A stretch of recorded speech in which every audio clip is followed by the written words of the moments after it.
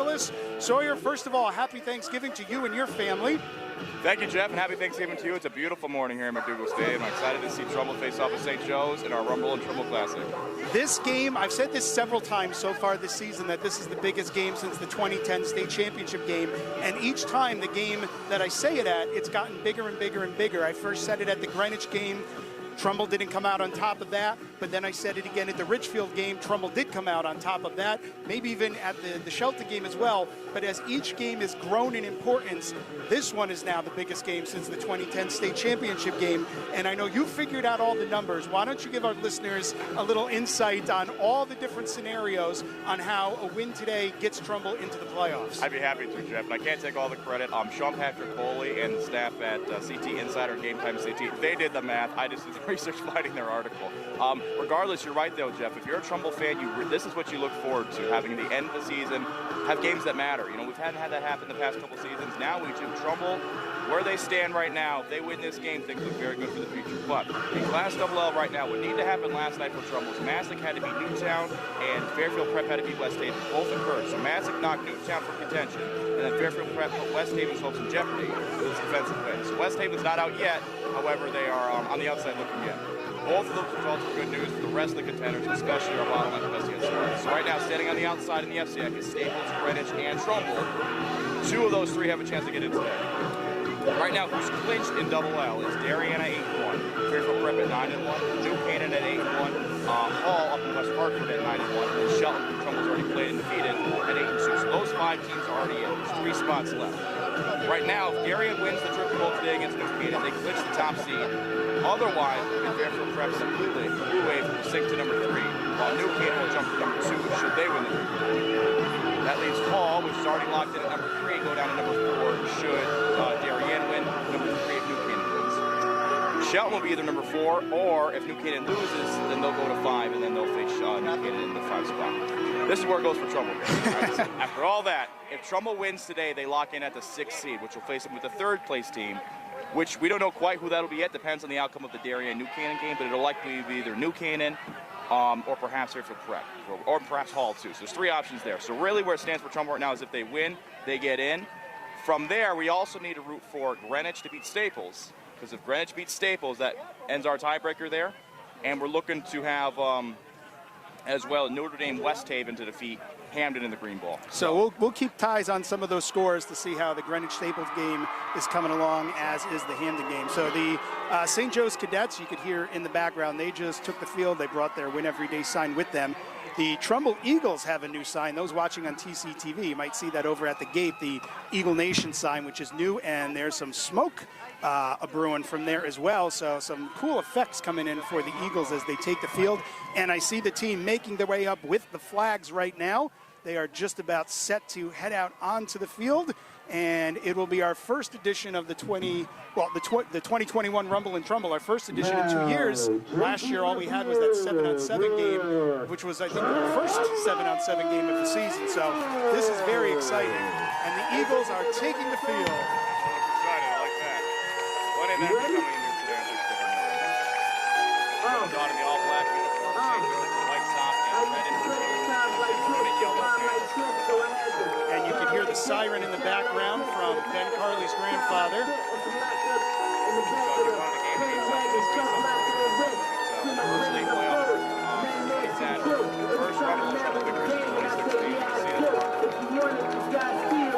Boys had a walkthrough yesterday, going through a whole bunch of different scenarios. Watch them do that walkthrough. There's some new plays they got in the playbook that they will probably put into action today as well to see if they can catch St. Joe's off guard with a couple of those. If there's ever a time to pull in a trick play or some really momentum-grabbing play in a game, this would be it. Trumbull needs to play from ahead, I feel, in this game. St. Joe's is coming in as the favorite. They're much more experienced in scenarios like this, and they have known for success over the past decade. It's kind of a new situation for Trumbull. We saw the lights were a little bright for them at Staples, a little bright for them at Greenwich. So hopefully today they can grab the momentum early and hold on to it, play some good defense, run the ball, control the clock against Richfield. I think that could be the recipe today. I would totally agree with you. I feel like in this game, this is absolutely a winnable game for Trumbull if they play flawless, mistake-free football. Trumbull has got the size, Trumbull has got the speed, to not only match up against St. Joe's, but to go ahead of St. Joe's.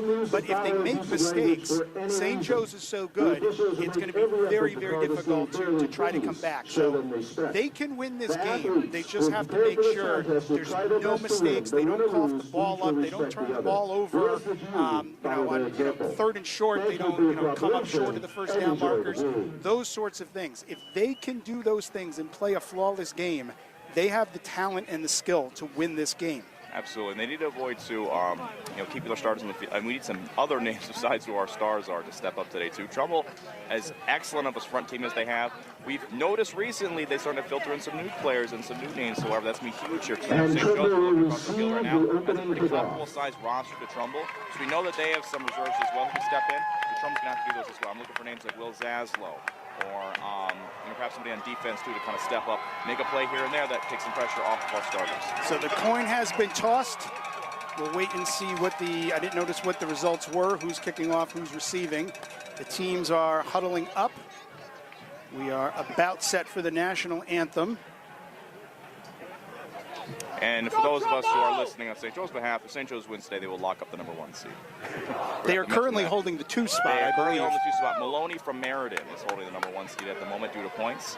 At St. Joe's, should they win today, would receive an abundance of points from us. They would piggyback over. Yes, okay. But Trumbull as well would receive a ton of points should they Fans now in honor of the men and women who have given service to our country. We will listen in for the national anthem. anthem. We ask that you please stand as we join together with THS's own Noah LaFond on the saxophone and the playing of our national anthem.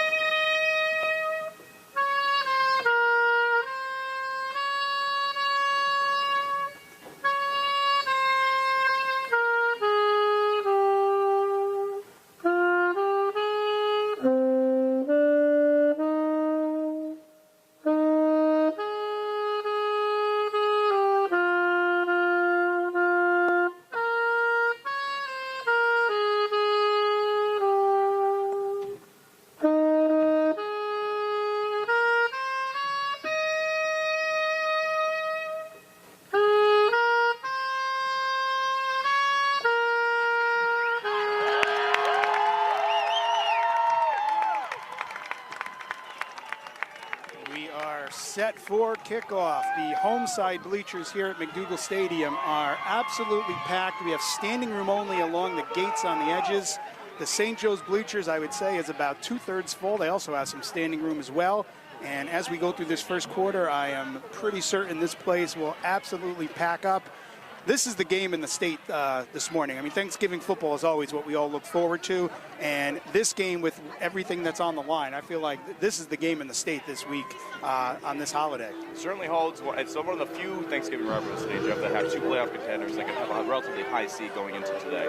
A lot of teams are planning to play spoiler for their rival today. Not only playing spoiler, but winning will have a huge impact on where the playoff seeding lands out for the 2 top divisions in the state, Class AA and Class AA. So it looks like the Eagles will receive the ball. They are lining up in the return. Owen Solano and Corbin Smith in the back. And I like that move too. I think you got to start early. You got to, strike what they are inside. You know what I mean? Play out this momentum, play out this energy they feel right now. Maybe throw in a trick play, something to get the ball moving, and then if they can score in this first drive, that puts them in the driver's seat, I feel, for the rest of the game. So we get to see Owen Solano, #1, and #5, Corbin Smith, set deep to return. Trumbull receiving in the west end zone, while St. Joe's is kicking off with their backs. Kicking off for St. Joe's will be number 42, Logan Spolstra. Watched him do some practice kicks in warm-ups this morning, and that player has got a foot on him, let me tell you.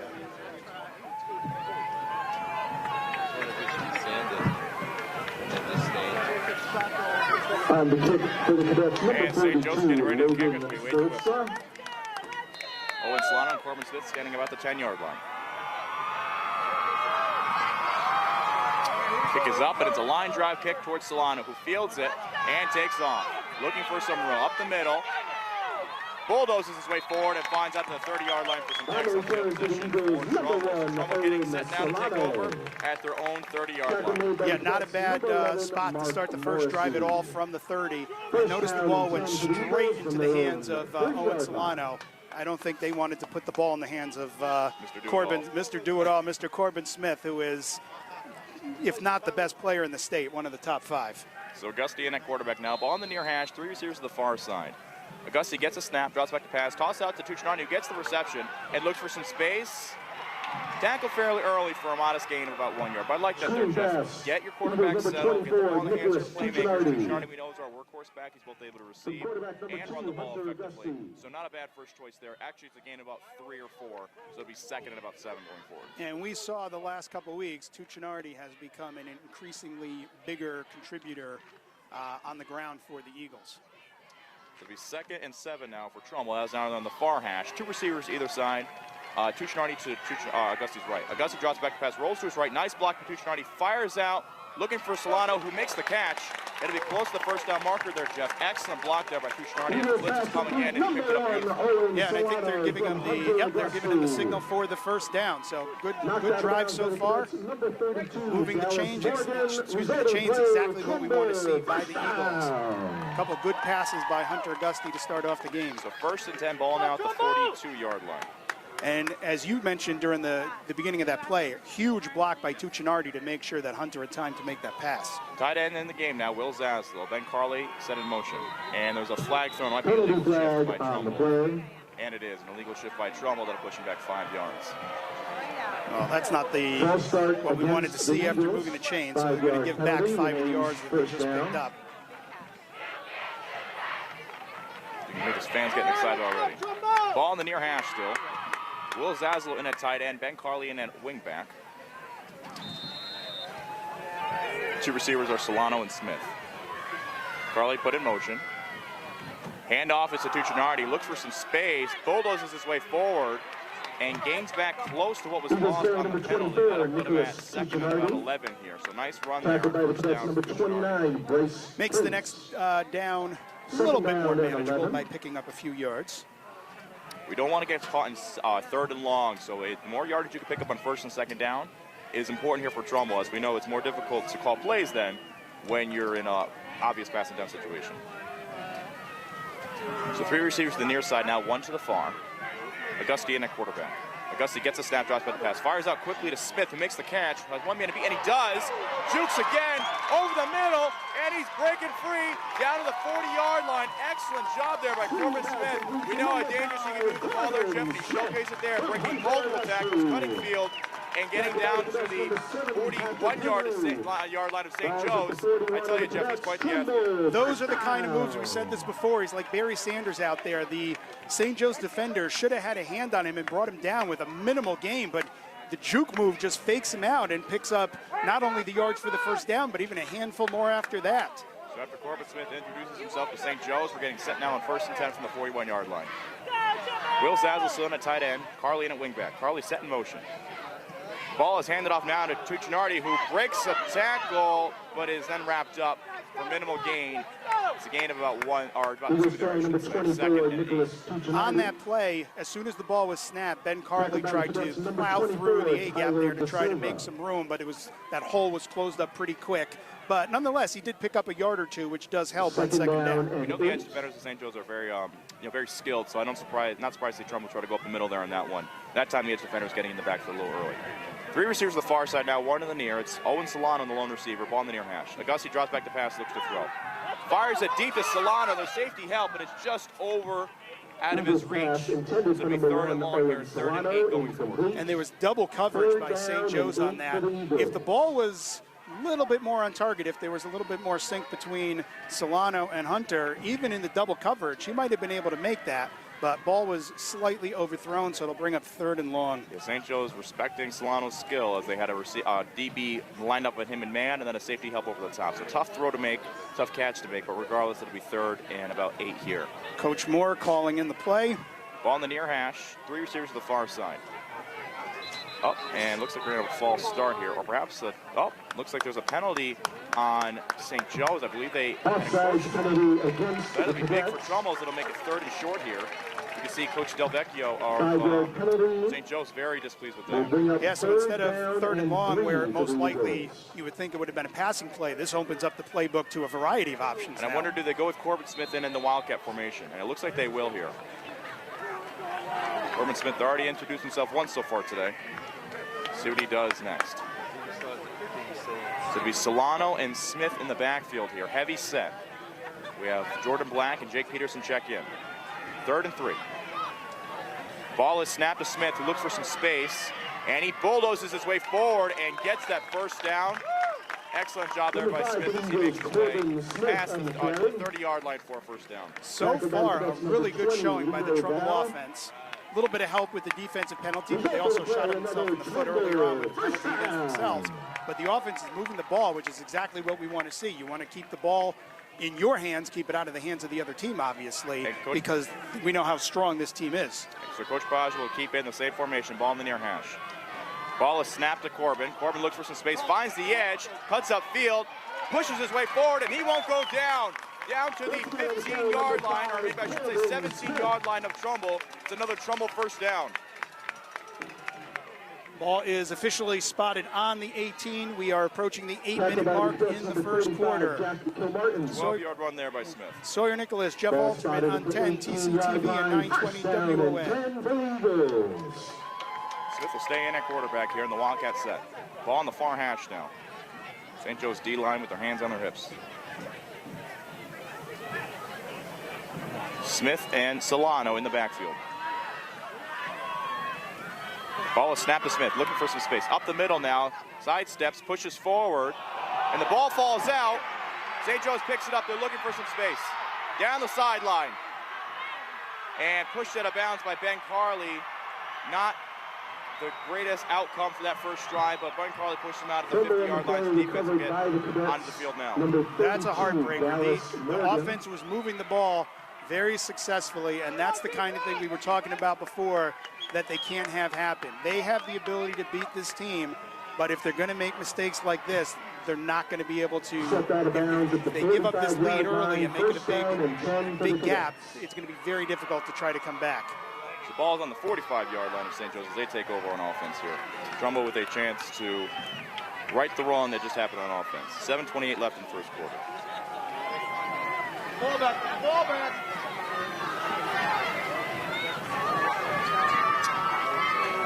First and 10. Ball on the far hash. 3 receivers to the near side, 1 to the far.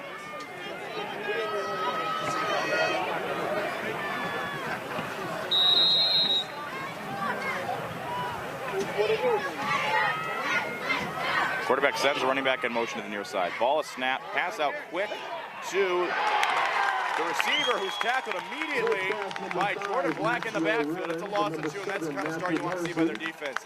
This is about resilience here today, Jeff. How well can Trumbull handle adversity? Jordan Black was reading that play the whole way, and as he came in to get himself on top of the player receiving the ball, St. Joe's did not pick him up, and he came in untouched to bring that player down, and a loss on the play. We'll go for a loss of 3 there, as Trumbull tries to keep St. Joe's from crossing the 50-yard line. 3 receivers to the near side, ball in the near hash.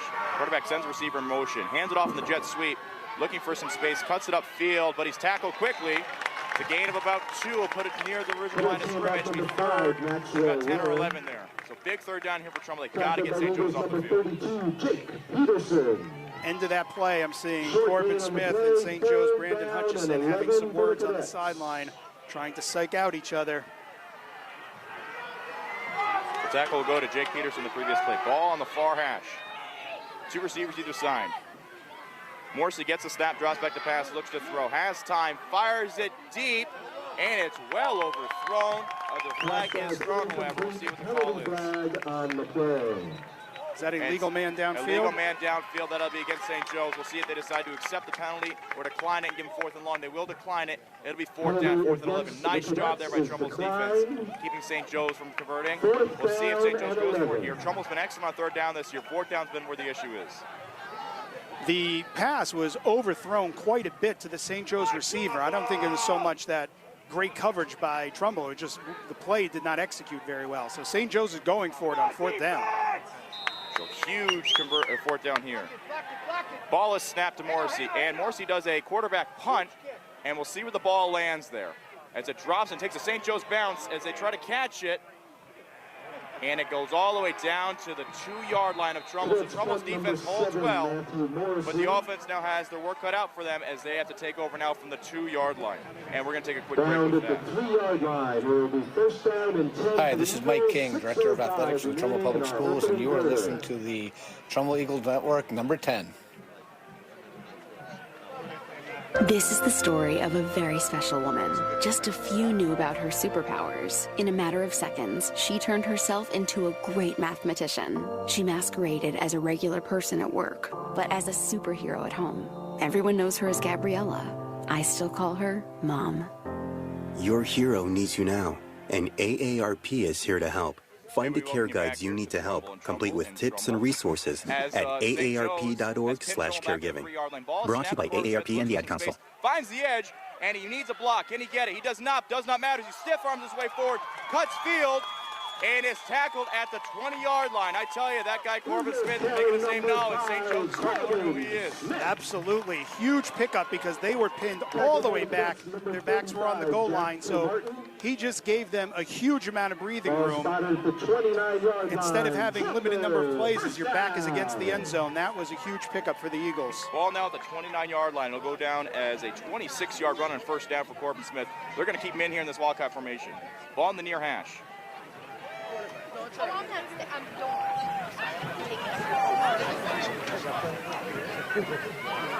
Ball is snapped to Smith as he looks for some space. And this time he's tackled behind the line and brought down.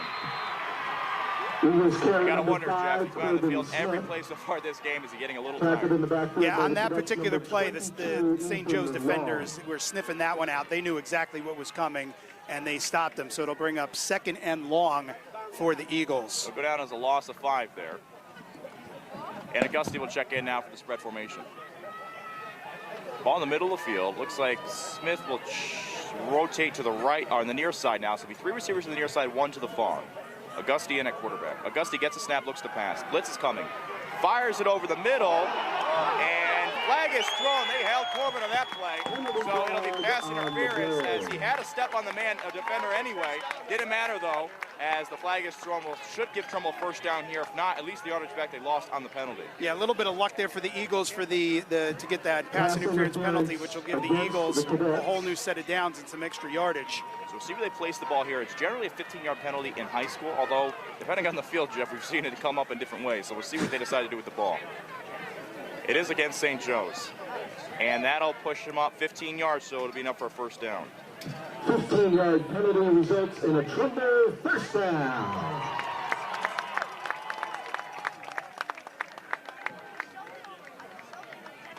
So it'll be a pass interference penalty there.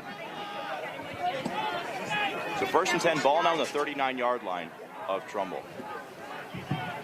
3 receivers to the near side, 1 to the far. Ball in the middle of the field.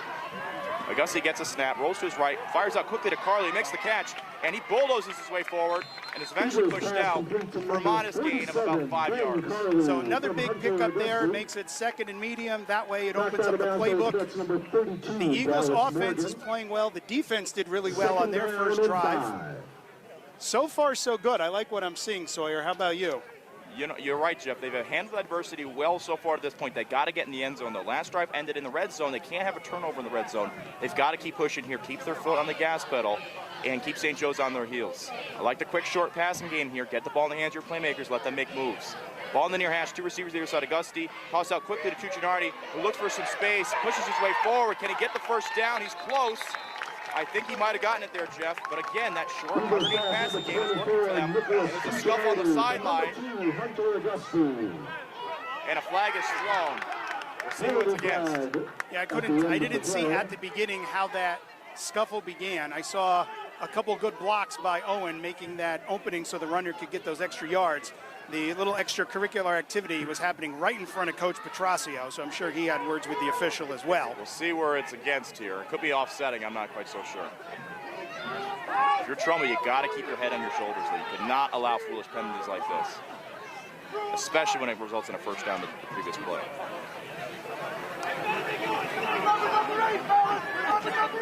The officials are huddled on the side, talking it over. Looks like it'll be offsetting penalties on sportsmanlike against both teams. It'll retain a first personal down. foul So Trumbull dodges the penalties. bullet there, but again, if you are a team that's the underdog, you got to keep your head on because the opposing team, like St. Joe's, is going to do whatever they can to get inside your head. Trumbull needs to calm down. They've already shown so far they are not going to be intimidated, and they are not playing like they show that they're afraid of this team right now. They're playing right now as the top dog. They always say there's two sides to that coin, right? You want your guys to be chippy enough where they feel confident that they can hang with a guy like this. You've got to make sure it's got to the point where a penalty is thrown. Ball in the near hash, two receivers either side, Augusti and a quarterback. Augusti gets a snap, draws back the pass, looks at the fires out quickly to Tuccinardi, who is met in the backfield quickly by the linebacker for St. Joseph's, number 11, Tuccinardi from Hunter Mark Augusti. Morrissey. So that'll be 2nd and 1 as Tuccinardi's able to just get past. Second and 9 as he gains 1 yard on the short reception. 2nd down and 9. A lot of those passes to the close sideline so far from Hunter. I've noticed that Coach Moore has called in that play, or at least that style of play, quite a few times so far in this game. Two receivers either side. Smith in that slot to the left. Augusti draws back the pass, looks to throw. Under pressure, fires it, and it's intercepted by St. Joe's, who works their way down the field, and he breaks a couple tackles. Going to the sideline. And did he step out or did he make it in? He was close. I think he steps out at the 1. So costly turnover for Trumbull on 2 consecutive drives. And St. Joe's will take over now at the 1 yard line. Again, another heartbreaker. The offense was moving the ball very, very effectively. And then a little mistake each time has cost them. The first one should have been a touchdown in the end zone. This one was leading to another touchdown. Costly mistakes, and this is what Trumbull can't afford to do. If they go behind early in this game, it is going to be very difficult to try to come back against a team the caliber of St. Joe's.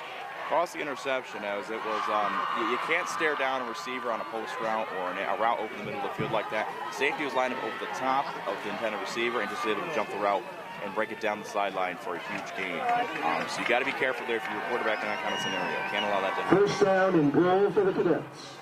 Safety will follow your eyes most of the time, and that time he did. So it'll be 1st and goal here for the Cadet, or the Hogs, I should say. St. Joe's always with that name in football. Heavy set, wishbone formation, three running backs in the backfield. Ball is snapped, handed off to number 5 of St. Joe's, who's tackled quickly. I don't know if he got in there, Jeff, but he did not, as Trumbull held strong in the first play. Yeah, so good stop. I think a moral victory here would be if we can stop and force them to go for a field goal. I mean, a turnover would be fabulous, but if we could force the field goal, that would be a moral victory. Or perhaps even a turnover on downs. I'd be surprised if St. Joe's did not go for it in this position. Maintaining the wishbone formation now. 2nd down and goal. Ball is a sweep play out to number 5, who... It's close. St. Joe's signaling touchdown. The officials are have not in agreement, so they... Trumbull holds strong to the 2nd down play. It'll be 3rd and goal now. Cadets carry once again number 5, Maxwell Warren. Brings up a big 3rd down for Trumbull's defense to try to keep the Hogs out of the end zone. They've done it once before. If you remember against Fitchfield, they held them on 4 straight plays at the 1 yard line. So it's not out of the question here for them to do it again now. I'd watch a QB sneak here, though. And it is there. And he didn't get it, Jeff. He was hit hard immediately to be 4th and goal. Jake Delfino, our big man in the middle, stops him. This is big. 4th and goal here for St. Joe's. Do they go for it or kick the extra point, or kick the field goal? Marsa's Monsters have held up really well so far on those 3 plays right up into the gut. Jake Delfino. And it looks like timeout for St. Joe's if they have to talk it over. All right, we will take a quick break here on the Trumbull Eagle Network, and we'll be back with that big 4th down in just a moment.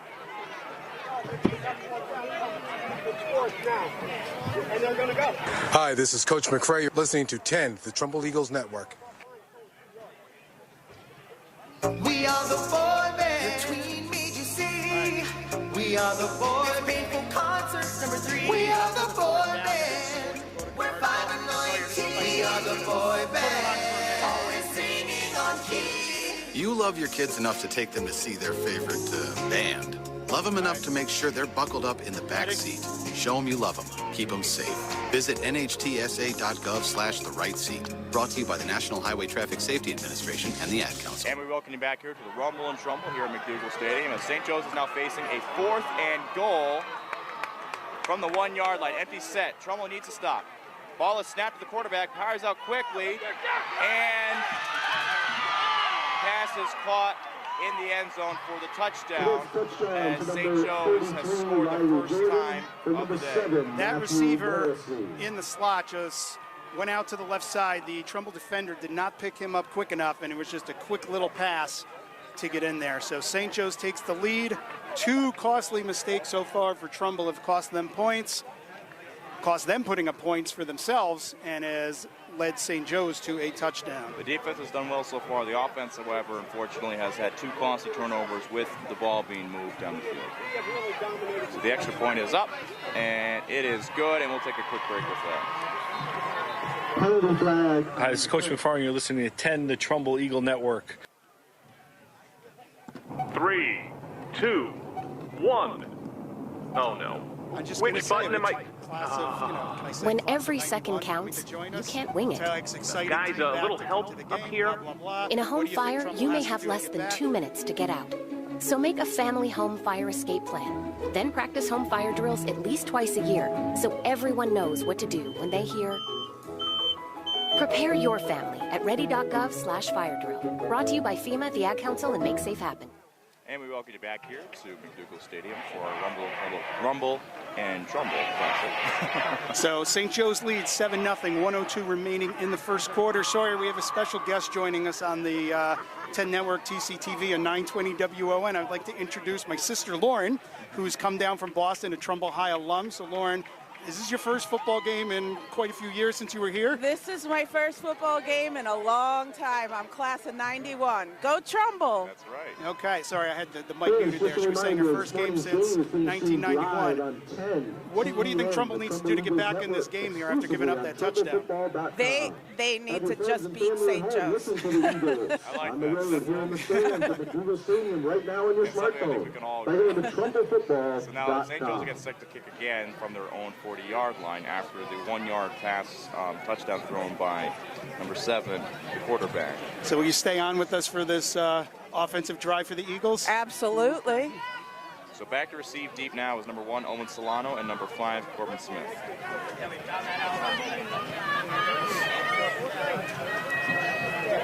Waiting for the kick. St. Joe's exits the huddle. And for Trumbull here, I'd be a little cautious too. St. Joe's, we know, likes to catch momentum themselves. Onside kick may be in the question, so you want to be aware of that. And they have a very talented kicker on their side. On the kick for the Cadets, number 42, Logan Spolstra. Whistle is blown. And kick out is up. It's a line drive kick towards Owen Solano, who fields it and looks for some space. Cutting up the middle of the field, now to the far sideline, has some space, breaks a few tackles, spinning, and pushing his way down to the 36-yard line of Trumbull. Excellent turn there by Trumbull. Getting past the St. Joe's kicking team and getting up their offensive excellence. Lots of good blocking on that return by the Eagles, opening up some big holes. Owen had only about 1 or 2 defenders to beat, but the 2 of them got there to bring him down. But once again, like you said, Sawyer, really good field position to start this drive for Trumbull. If you're Trumbull, you've got to make sure you get the end zone in this drive for some sort of points. Cannot have a turnover. Even if it's just a field position game and you punt it away, don't allow a turnover here for St. Joe's to get excellent field position themselves and put your defense on their heels. Ball is snapped, handoff to Corbin Smith, who gets a couple yards there out of the backfield. Handoff Eagles number 5, and that'll put him at 2nd and 8. The key on that run right there was a big block by Ben Carley, who was blocking one of the linemen who almost had a clean shot at the runner, but he had a big block there, which opened it up to pick up those 2 or 3 yards. It's going to be 2nd and 8 here for Trumbull, as it's now Corbin Smith in the backfield. Tight end in the game, that's Will Zaslow. Ben Carlin at wingback, 2 receivers. One is Tuccinardi, one is Solano. Ball is snap, handoff, fake handoff. Toss out to Carly. The ball is just out of his reach. A little overthrown there. He had some space, hadn't been able to make the catch. But again, the ball was just out of his reach as it was thrown above his head. Just by a couple inches. Ben Carly was reaching, and if he had pulled that in, he would have picked up a good number of yards, possibly gotten to the first down. It's a big third down here for Trumbull. 3rd and 8. Ball on their own 39-yard line. Huge third down for the Eagles. They need to keep this drive going. You do not want to punt it right back to them from your own side of the field. 16 seconds left in the first quarter. Ball on the far hash. Snap to Gusty, rolls to his right. Under pressure, sidesteps, but he's met in the backfield and sacked. Not good there for Trumbull, as they'll be forced to punt here on 4th down. So they're going to kick the ball away. And we know that when Corbin punts the ball, he always takes a look at the field before he commits to that kick. So we should see what he lands up doing. But this is relatively deep in his own side. I'd be very surprised if he tries to run this one. And that'll end our first quarter as well there, Jeff. Okay, so why don't we take a quick break here on 10 TCTV and 920 WON, and we'll be back with the Rumble and Trumbull in just a moment. Hello, this is Brendan Moore.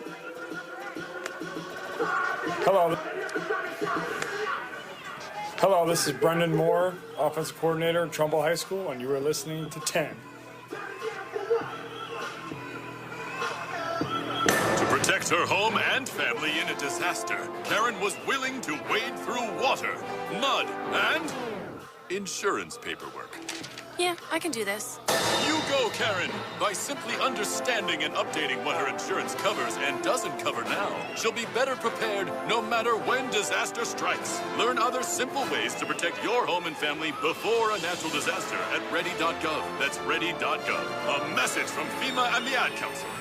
We welcome you back here to McDougall Stadium as St. Joe's is taking on Trumbull and the Rumble in Trumbull. Score is 7-0 in favor of St. Joe's. First quarter has just ended, and Trumbull, after the sack, is forced to punt. Corbin Smith down deep to punt.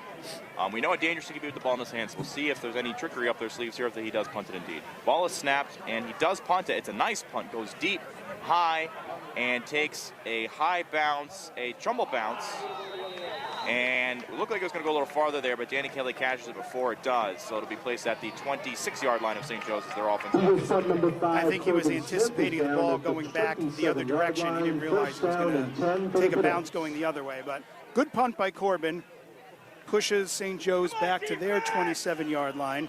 And Trumbull needs a big defensive stop here to get back into this game. Again, this is not a team you want to mess around with and have to play come-from-behind football against. Yeah, and even if they didn't score there, Jeff, what I did like is it did not result in a turnover, which is just so difficult for your defense to get in such poor field position. So now St. Joe's in their own territory now. Ball is snapped, pass out quickly, and it's out of bounds. So first pass is incomplete. It'll be 2nd and 10 here. This pass intended for number 5, Maxwell Warren, falls. The defense so far has played pretty well, holding St. Joe's. They have not given up any huge offensive plays. They need to continue doing that. They've had issues with that in the beginning of the season. However, they have cleaned it up. As for a majority of the second half of the year, they've avoided any big plays. Ball on the far hash, ball is snapped. Quarterback looks to throw, fires out, and it's caught by the St. Joe's receiver. That's number 21. This pass complete to number 21, Brendan Arroyo, from number 7. And it looked like he was brought down together by Danny Kelly and Owen Solano. But that'll move the chains for St. Joe's. They're going to have the ball on their 41-yard line now. 41-yard line. 15-yard reception.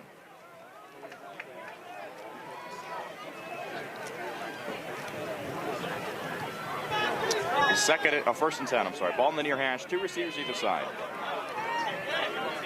Ball is snapped, fake handoff, and it's tipped there by number 54, Cooper Dayton, at the line, as he did not allow that pass to get completed. Nice job there with the D-line of Trumbull and our team sack leader, Cooper Dayton. Cooper Dayton has had some big stops so far this season, and another big stop there today. So it'll be 2nd and 10 now for Trumbull. They got to keep St. Joe's in long third down situations, perhaps throwing a blitz package too to get to that quarterback.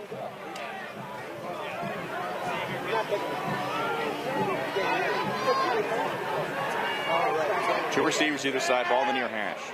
Ball is snapped, blitz is coming. They pick it up, he fires it deep, has a step, but it's incomplete over the head of number 5 of St. Joe's. That's Maxwell Warren. Incomplete. And it's incomplete. It'll be 3rd and long now. Corbin Smith in coverage. Trumbull lucky that that ball was overthrown, because as St. Joe's receiver made a couple step moves there, he caught Corbin Smith a little bit off, and he had Corbin beat by a few steps. So if he would have caught that, that could have been a big dangerous play for St. Joe's. It'll be 3rd and 10 here. Big 3rd down for Trumbull. They did keep St. Joe's from converting on their previous 2. Hopefully they can do the same here. Bunch receiver set to the far side. 1 receiver to the near. Running back lines up to the far side of the quarterback. Ball in the near hash. Ball is snapped. Quarterback drops back. It's a screen pass, but Trumbull picks it up beautifully. That's number 8, Umar Osman, who reads it like a book and stops it from being converted. It's 4th and 10 here. Good defensive stop for Trumbull. I would expect St. Joe's to punt, but you never know. They looked like they were going to go for it on the last drive, and then they did the quarterback punt, so you never know what's going to happen. Sorry, I got an update on the Greenwich-Staples game. It is currently 7-7. That game is tied early in the second quarter. Again, Trumbull fans are rooting for Greenwich to win that game. They would be rooting for Greenwich, yes. Neither give them any points. However, Greenwich is with 3 losses, Staples with 2. So should Trumbull wins today, they would win the tiebreaker between Staples and themselves. The ball is snapped. They are going to punt it here, St. Joe's. Ball is almost blocked by Ben Carley. It's a high but short kick. And takes a bounce to Corbin, but he called for a fair catch, so he stops it from rolling too far, and it's at the 25-yard line of Trumbull. So nice job there. Another score update, the Turkey Bowl. Darien and New Canaan are scoreless at the end of the first quarter. I'm sure that is a great game. 2 top teams there as well. Darien is in a stratosphere unto themselves, but New Canaan is definitely a juggernaut every year. But oddly enough, New Canaan has won the past 4 seasons against Darien, regardless of Darien's power, which, you know, that's why they say these Thanksgiving games you never can tell. When you have a rivalry game, anything can happen. So Trumbull with the ball back, starting from their own 25-yard line. 10:53 remaining until halftime. Trumbull down 7-0 after the turnover, and which led to the touchdown for St. Joe's. If you're Trumbull, you got to move the ball here, and if you can, you got to get in the end zone. They've driven the ball well both times. However, the turnovers have been costly. So ball is snapped to Augusti. Hand off to Cuccinardi, who cuts back, looks up the middle, and gains about number 24, Nicholas Cuccinardi. And that's a successful drive. Or a successful play. They don't need to pick, we said this 100 times, they don't have to pick up 20 yards on every run. Chip away at it, make the next drive shorter, which opens up the playbook and gives you more options on 2nd down. So it's now 2nd and 8 here for Trumbull. Lauren, 2nd and 8. Pass, run, what's going to happen? Touchdown. I like that better. Even better there. Let's hope that's the case. So heavy set now. Corbin Smith in at Wildcat quarterback, flanked by Owen Solana. Ball snapped to Smith. He looks for some space, and he pushes forward. Doesn't gain much. Number 5, Corbin Smith. 3rd and 5 here. Tackled by the Cadets, number 24, Tyler De Silva. So just a couple yards picked up on that. Hunter Augusti comes back into the game. So it'll be 3rd and 6. Jake Peterson was brought in on that Wildcat to help block for Corbin. Yeah, he plays wingback in that formation, as well as Jordan Black. Augusti in at quarterback. Ball on the middle of the field. Augusti with a hard count looks back towards Coach Brendan Moore for the call. 2 receivers either side. Cuccinardi behind Augusti. Augusti drops back, looks to throw. Fires out to Smith, and the ball is over his head. Smith tries to make a grab at it, but can't. It's now 4th and 6, and I think Trumbull's going to have to punt again. The last 2 offensive drives for Trumbull, I have not seen them clicking the way they were in those first couple offensive drives. With the exception of those turnovers on those 2 drives, they were moving the ball pretty well. We haven't really seen that on the last 2 drives yet. It's a bit of a lack of confidence there, I think, because I think the frustration's starting to mount. Just because what you said there, Jeff. The turnovers can become costly, and they're a bit of a momentum shifter and a bit of a morale destroyer. So they have to get a couple big plays here on offense themselves to get their confidence back going forward. So Smith, low snap, gets it, kicks it, and it's a good kick. It looks like it'll take a Trumbull bounce, and it does to a point as it rolls its way down to the 31-yard line, and we'll take a quick break with that. And Eagles' time will be down at the 31-yard line.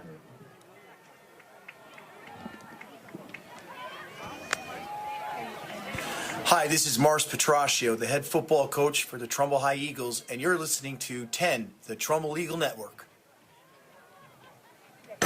protect his home and family from disaster, Steve used courage, wisdom, and his camera phone.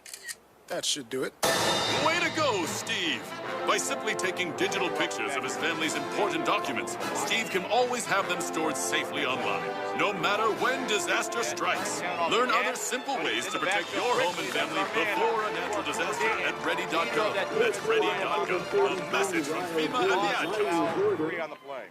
Defense has still been playing strong so far throughout this entire game. They need to continue to do the same. Cross on the play, second down and 11. Huge crowd here at McDougal Stadium. Again, we are at standing room only on the home side. The visitors' bleachers, I would say, is about 95% full. They have some standing room as well. Beautiful day at McDougal Stadium. Two receivers either side. Quarterback sends the running back in motion. Drops back to pass, looks to throw. Under pressure, and he fires it. It's almost intercepted. Twice there by Trumbull. Tipped by Corbin Smith. And then almost tracked down by number 1, Owen Solano. They were so close to getting the interception, couldn't quite wrangle it. But the defensive line, and Jordan Black in particular, with some excellent pressure on the quarterback, with Dayton in there as well. It'll be 3rd and long. Good coverage in the backfield by both Corbin and Owen to break that up, and so close to getting a pick there, which would have been huge at this point in the game. But regardless, it's 3rd and long here for Trumbull. 3 receivers to the far side, 1 to the near. Quarterback gets the snap. He's under pressure. He rolls to his left, looking to throw. He takes off, fires it, and it's incomplete. Corbin Smith in coverage. Nice job there. He's locked in a battle with number 5, Brady Hutchinson. Maxwell Warren of St. Joe's, one of their captains. That'll be 4th and long here, deciding what to do with St. Joe's is their coach. Warren was looking for the flag on the coverage for that play, and he was not getting it. There was no interference in that. The ball was a little overthrown as well. So 4th and 11 here for St. Joe's. Their offense is still on the field, so I'm wondering if they're going to decide to go for it. And it looks like their punt team will come out instead. So Trumbull with a chance to get the ball back again. Their defense has been playing excellent for them. The offense now has to pick up their end of the bargain as well. Back deep is both number 5, Corbin Smith, and number 1, Owen Solano. Trumbull got to be careful here. Well, Corbin Smith comes off now. Trumbull needs to be careful here, avoiding any fakes. Ball is snapped, flag is thrown, and the kick is up. Takes a St. Joe's bounce as it goes all the way down to the Trumbull 21-yard line before it's stopped. There is a flag, however, and I believe it's legal motion by St. Joe's, and it is. False start by St. Joe's. So the punt will have to be redone. And it'll push them back a few more yards as well, which could benefit Trumbull, especially since they had that roll on the last play to give them a few extra yards. So that'll be good for Trumbull. Hopefully help them in their efforts for field position here. Perhaps even get a block there and get the ball back even closer to their end zone. Illegal shift penalty against the Cadets. So with 8:13 left, Trumbull will get a chance again on the return. Players are making their way back to the St. Joe's side of the field to line it up for the punt once more. Solano still deep. I don't see Corbin on the field. I think he's still off. Well, that's good. You got to give him a break somewhere. He plays both sides. You got to give him a break sometime. Besides putting the turkey in the oven, he's done just about everything today. So. He might have to do that when he gets home. He may very well. All right, so 4th and 16 now. Ball now on the St. Joe's 25-yard line or so. Owen Solano still deep to return.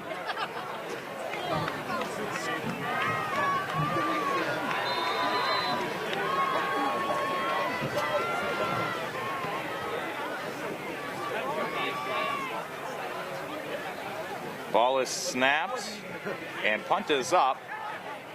Owen with a chance to return it if he chooses to, decides not to. But this time the ball will come down at the 34-yard line, or 33-yard line. So Trumbull gains about 10 yards of field position on the penalty, and they'll take over now at the 33-yard line. Yeah, that penalty did make a difference because the ball was spotted almost at the 20-yard line the last time, so it gives them a few extra yards.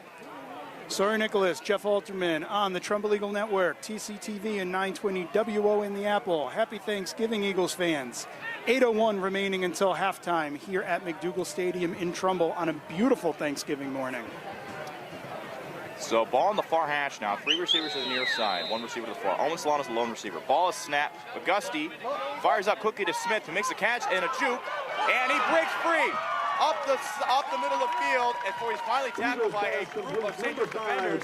That two-play break was all he needed to get back in, and he picks up the first down there for Trumbull. When he caught the ball and the St. Joe's defender was on him, it was about maybe a 5 or so yard gain. But again, he puts those Barry Sanders moves on, and he's able to pick up a good few extra yards, and this time it was enough to move the chains.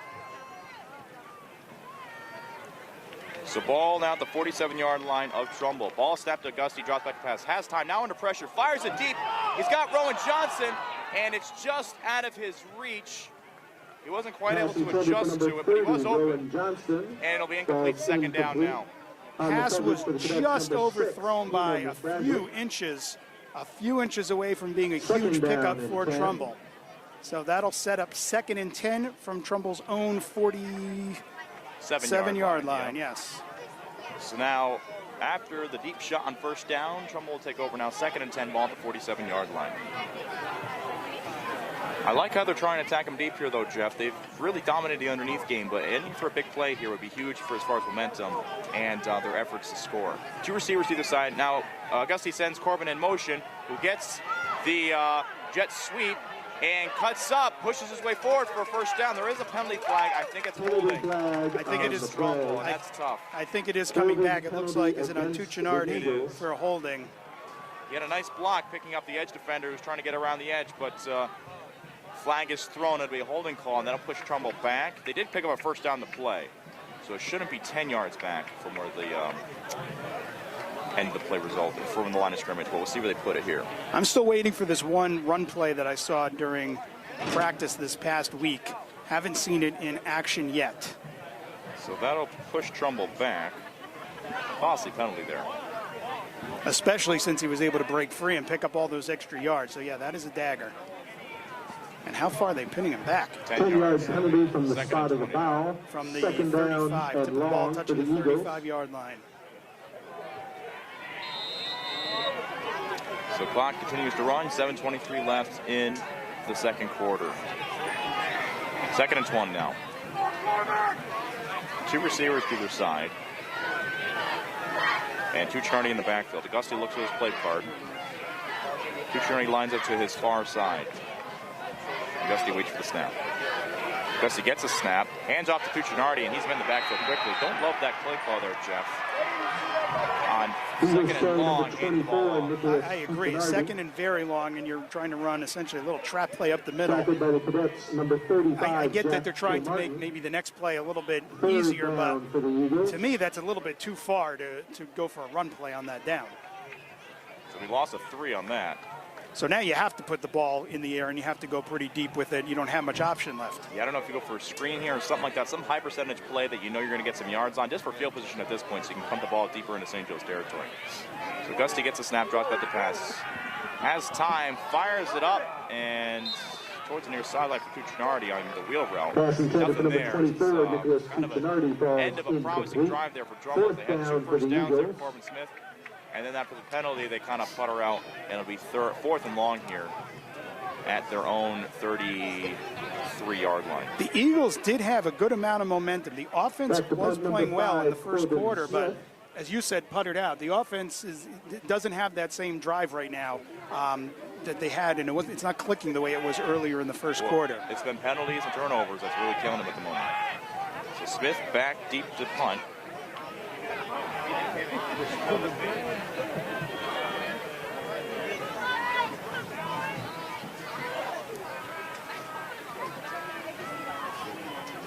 Snap is there, punt is up, almost blocked, but he's able to get it off. As it takes a Trumbull bounce all the way down and then returned by St. Joe's, who makes a lot of cuts, and he's down the sideline.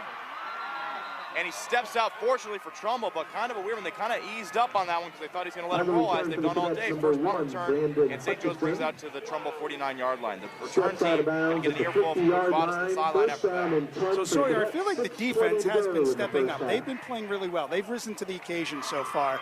The offense was doing that in the first quarter, but they're having a hard time making something happen against the St. Joe's defense so far in the second quarter. Yeah, costly penalties, costly turnovers is what's doing the right now. And a kind of a reluctance to take a shot, it seems like, by some of the players. You know, you got to take an effort here on the game like this with so much at stake. a little bit conservative here, and I think it's starting to catch up to them, as the past couple of drives have not really resulted in much. Trumbull's defense needs to step up on every drive to make sure St. Joe's doesn't put more points on the board, because we know how dangerous they can be. So with excellent field position now at the Trumbull 49-yard line, they have to step up big here on defense. Dylan Moran showing off his punting skills a moment ago, punting the ball to the sideline to toss it off. So now 3 receivers to the near side, 1 to the far.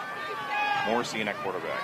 Ball is snapped, quick pass out into the flat to number 5 of St. Joe's. He's looking for some space, and he's hit hard by Peterson, and it's a gain of about 6 on the play.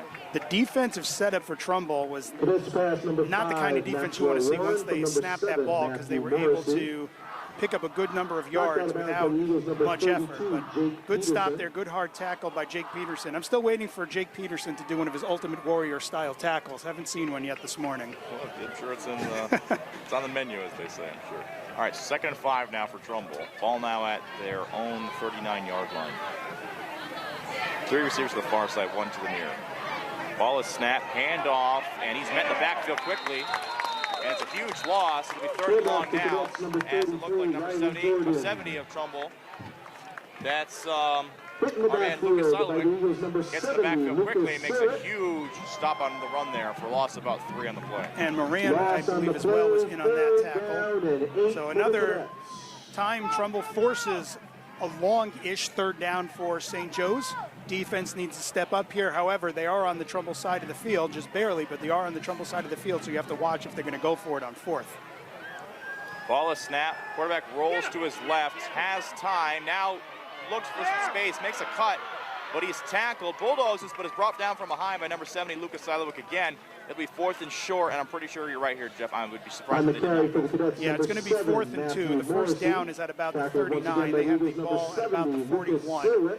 So I would think St. Joe's is going to go for it. 4 minutes, little over 4 minutes, 4.5 minutes left until halftime. You know that they want to try to push the score up a little bit further. Trumbull obviously wants to get a stop here and get the ball back. So huge 4th down here for Trumbull. Can they get the stop? 3 receivers to the near side, 1 to the far. Ball on the far hash. Quarterback rolls to his right, looking to throw. Has time, fires it deep and wide open is number 5, Maxwell Warren, who gets behind the safety. And he's into the end zone for the touchdown. I don't know what happened there, but coverage totally broke down by the Eagles. Once the ball was in the air, Danny Kelly turned his head to see what was going on, and the receiver already had him beat by a mile. There was no chance of stopping that one once the ball was put in the air. So another heartbreaking defensive stand for Trumbull, giving up the points. That's going to push it up to 13-0 St. Joe's with just a little over 4 minutes to go until the half. So tough break there for Trumbull. The defense has held up so well all day, but then one misstep on a play like that, and St. Joe's now extend their lead 13-0, waiting the kick.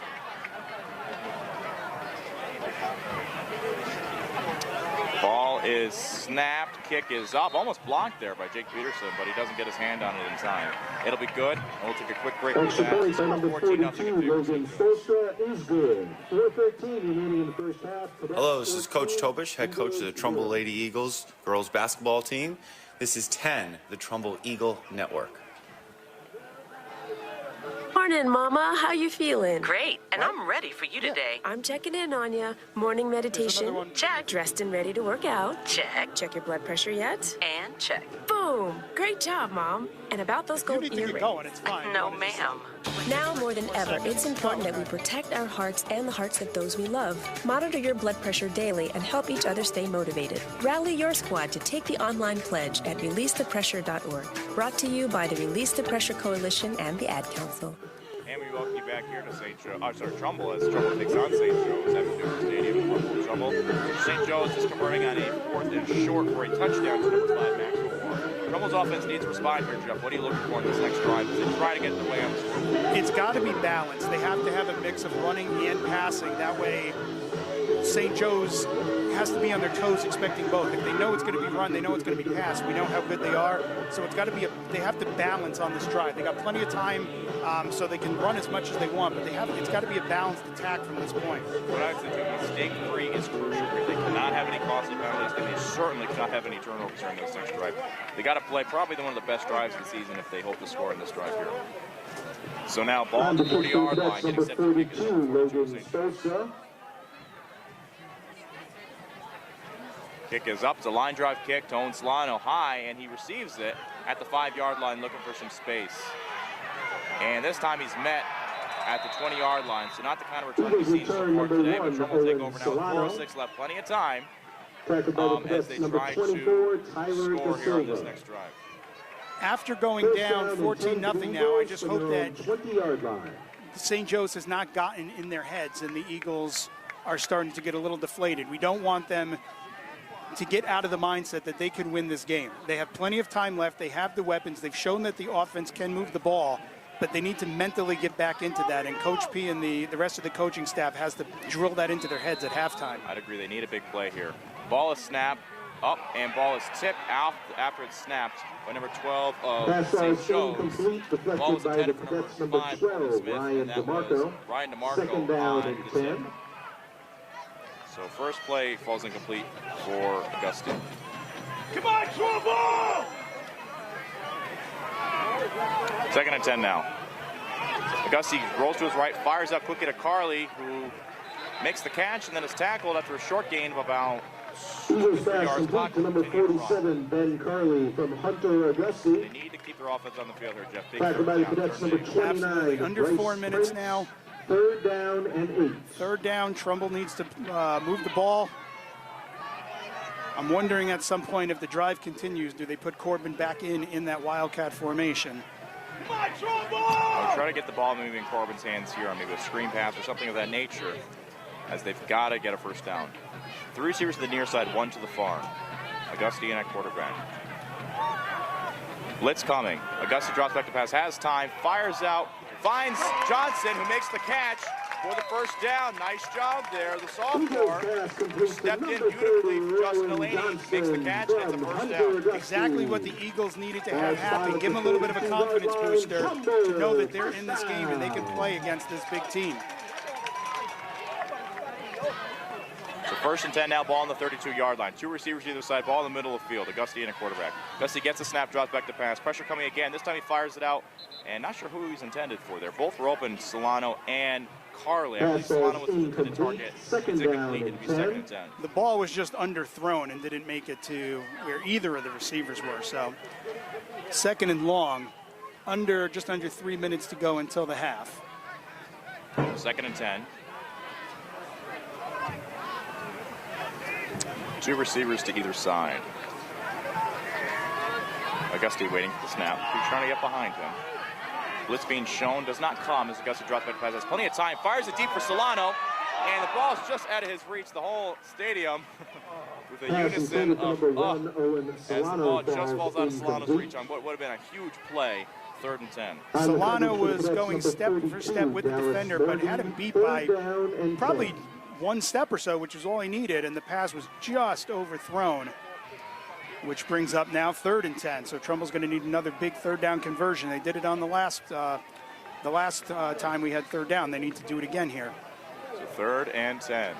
2 receivers to either side. Auguste waiting for the snap. Looks at his play card. And looks like we get an encroachment penalty by St. Joe's. As they jumped off, that'll be helpful for Trumbull in their efforts to convert here, making it 3rd and more manageable. Big help there for the Eagles. Once again, 3rd and 5 gives you a lot more options than 3rd and 10. So 3rd and 5 here. Trumbull now can turn to the intermediate passing game if they'd like to, and they've had great success on it in order to pick up the first down. 3rd and 5 here for Trumbull. 2 receivers to either side. Auguste in a quarterback. Auguste gets a snap. Pressure coming. It's picked up. Looking to throw. Fires it, and a nice catch by Solano as he gets the first down there under heavy duress with both Auguste and Solano as they're able to make the connection. It's a first down now at the Trumbull 46.5-yard line. Big catch for the Eagles by Solano. Ben Carley was open even a little bit deeper as well, and there's a name we haven't said much recently. They got to get him in the game as well. Ball at the 46-yard line. Augusti fires out to Solano again, makes a nice toe tap towards the sideline. Pass once again complete to number 1. And that'll put them into St. Joe's territory now at the Augusti. 40. What do you say there, Jeff? 44-yard line? Yeah, I would say. Knocked out of bounds at the 44-yard line. I think the Eagles are starting to get a little bit of their Second down confidence back now, knowing that they can play in this game. And on the second and short, Augusti rushes forward. There's a penalty flag Penalty thrown. flag on the play. False start on Trumbull,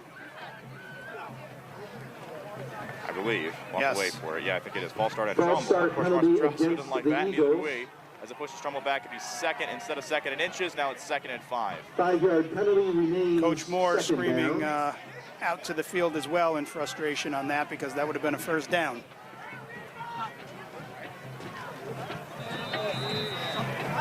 Like we said, we got to avoid the penalties if we can. But second and manageable. Second and about 6 now. On the 50-yard line. 2 receivers to either side. Augusti drops back, fires to Smith, makes the catch, and kind of makes a cut to try to break free. This time he's tripped up, though. And it'll give us third and short here. Yeah, and when he made the cut backwards, he took off what would have been another yard or 2 forward. Not enough for a first down, but that brings up at third at about 4 or so. So big third down here again for Trumbull. 1:42 left in the second quarter. Augusti looks to the sideline, waiting for the call. Play clock now at 16 seconds.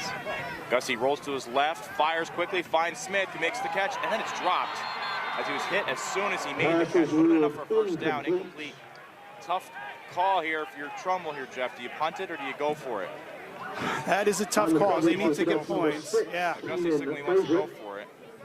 I don't know. Do you take the risk now, or do you decide to punt it to play conservative hoping for halftime? With a minute and a half left, if you don't get it, you're giving St. Joe's the ball back with just half a field to go. So it looks like they're going for it. Coach Moore is calling it a play. Hunter is still standing in there waiting to get the play. Gutsy call by the Eagles. Yeah, we're wondering if they maybe go with a hard count or if they actually do go for it. Regardless, this is it. Big, big play coming up here for Trumbull. 4th and about 4. Augusti in at quarterback, 3 receivers to the far side, and there'll be a timeout called. See if they want to think it over here is Trumbull. Timeout, Eagles. And we're going to take a quick break with that. Hi, it's Coach Vadas. You're listening to 10, the Trumbull Eagles Network. Hi, we're the Goo Goo Dolls. We're fortunate that our daughters have what they need to grow and learn. But that isn't the case for nearly 13 million kids in the U.S. that struggle with hunger. Childhood hunger is a heartbreaking reality that Feeding America is working to change. Each year, the Feeding America network of food banks rescues billions of pounds of good food that would have gone to waste and provides it to families and children in need. You can help kids in need in your community by visiting feedingamerica.org. Brought to you by Feeding America and the Ad Council. Welcome you back here at McDougall Stadium. We were just talking about it off the air here, Jeff. Interesting call here from Trumbull. It's a double-edged sword here, because do you go for it and perhaps convert and really capture some momentum and hoping to score before half, or do you play the field position game, know you have halftime coming up here, pin St. Joe's deep if you can, perhaps even throw in a fake punt if they want to do that. It's really a tough call here. It's a little early to take such a big risk, but if it pays off, then it'll be massive for them to go forward in this game. It might be one of those plays where they snap it back to Corbin to punt and give him the opportunity to examine the field and see what he wants to do. Lauren, I'm going to ask you to call it. Are they punting or going for it? Going for it? I think you're right.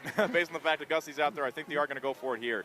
Huge 4th down play here for Trumbull as they look to convert and attempt to keep this drive going. This could be one of the key plays of the game. 2 receivers to either side.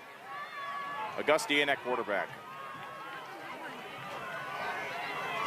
Augusti gets the snap, fires out quickly to Solano, makes the catch, and he gets the first down. He's hit hard, but not before he gets past that yard marker there, down to the 41-yard line, and it pays off there, Jeff, to get the first down. Huge risk by the Eagles, but a big payoff getting that first down. That was a gutsy call. I was nervous, but huge first down to keep the drive going. So Trumbull has the ball with a minute 21 to go until halftime.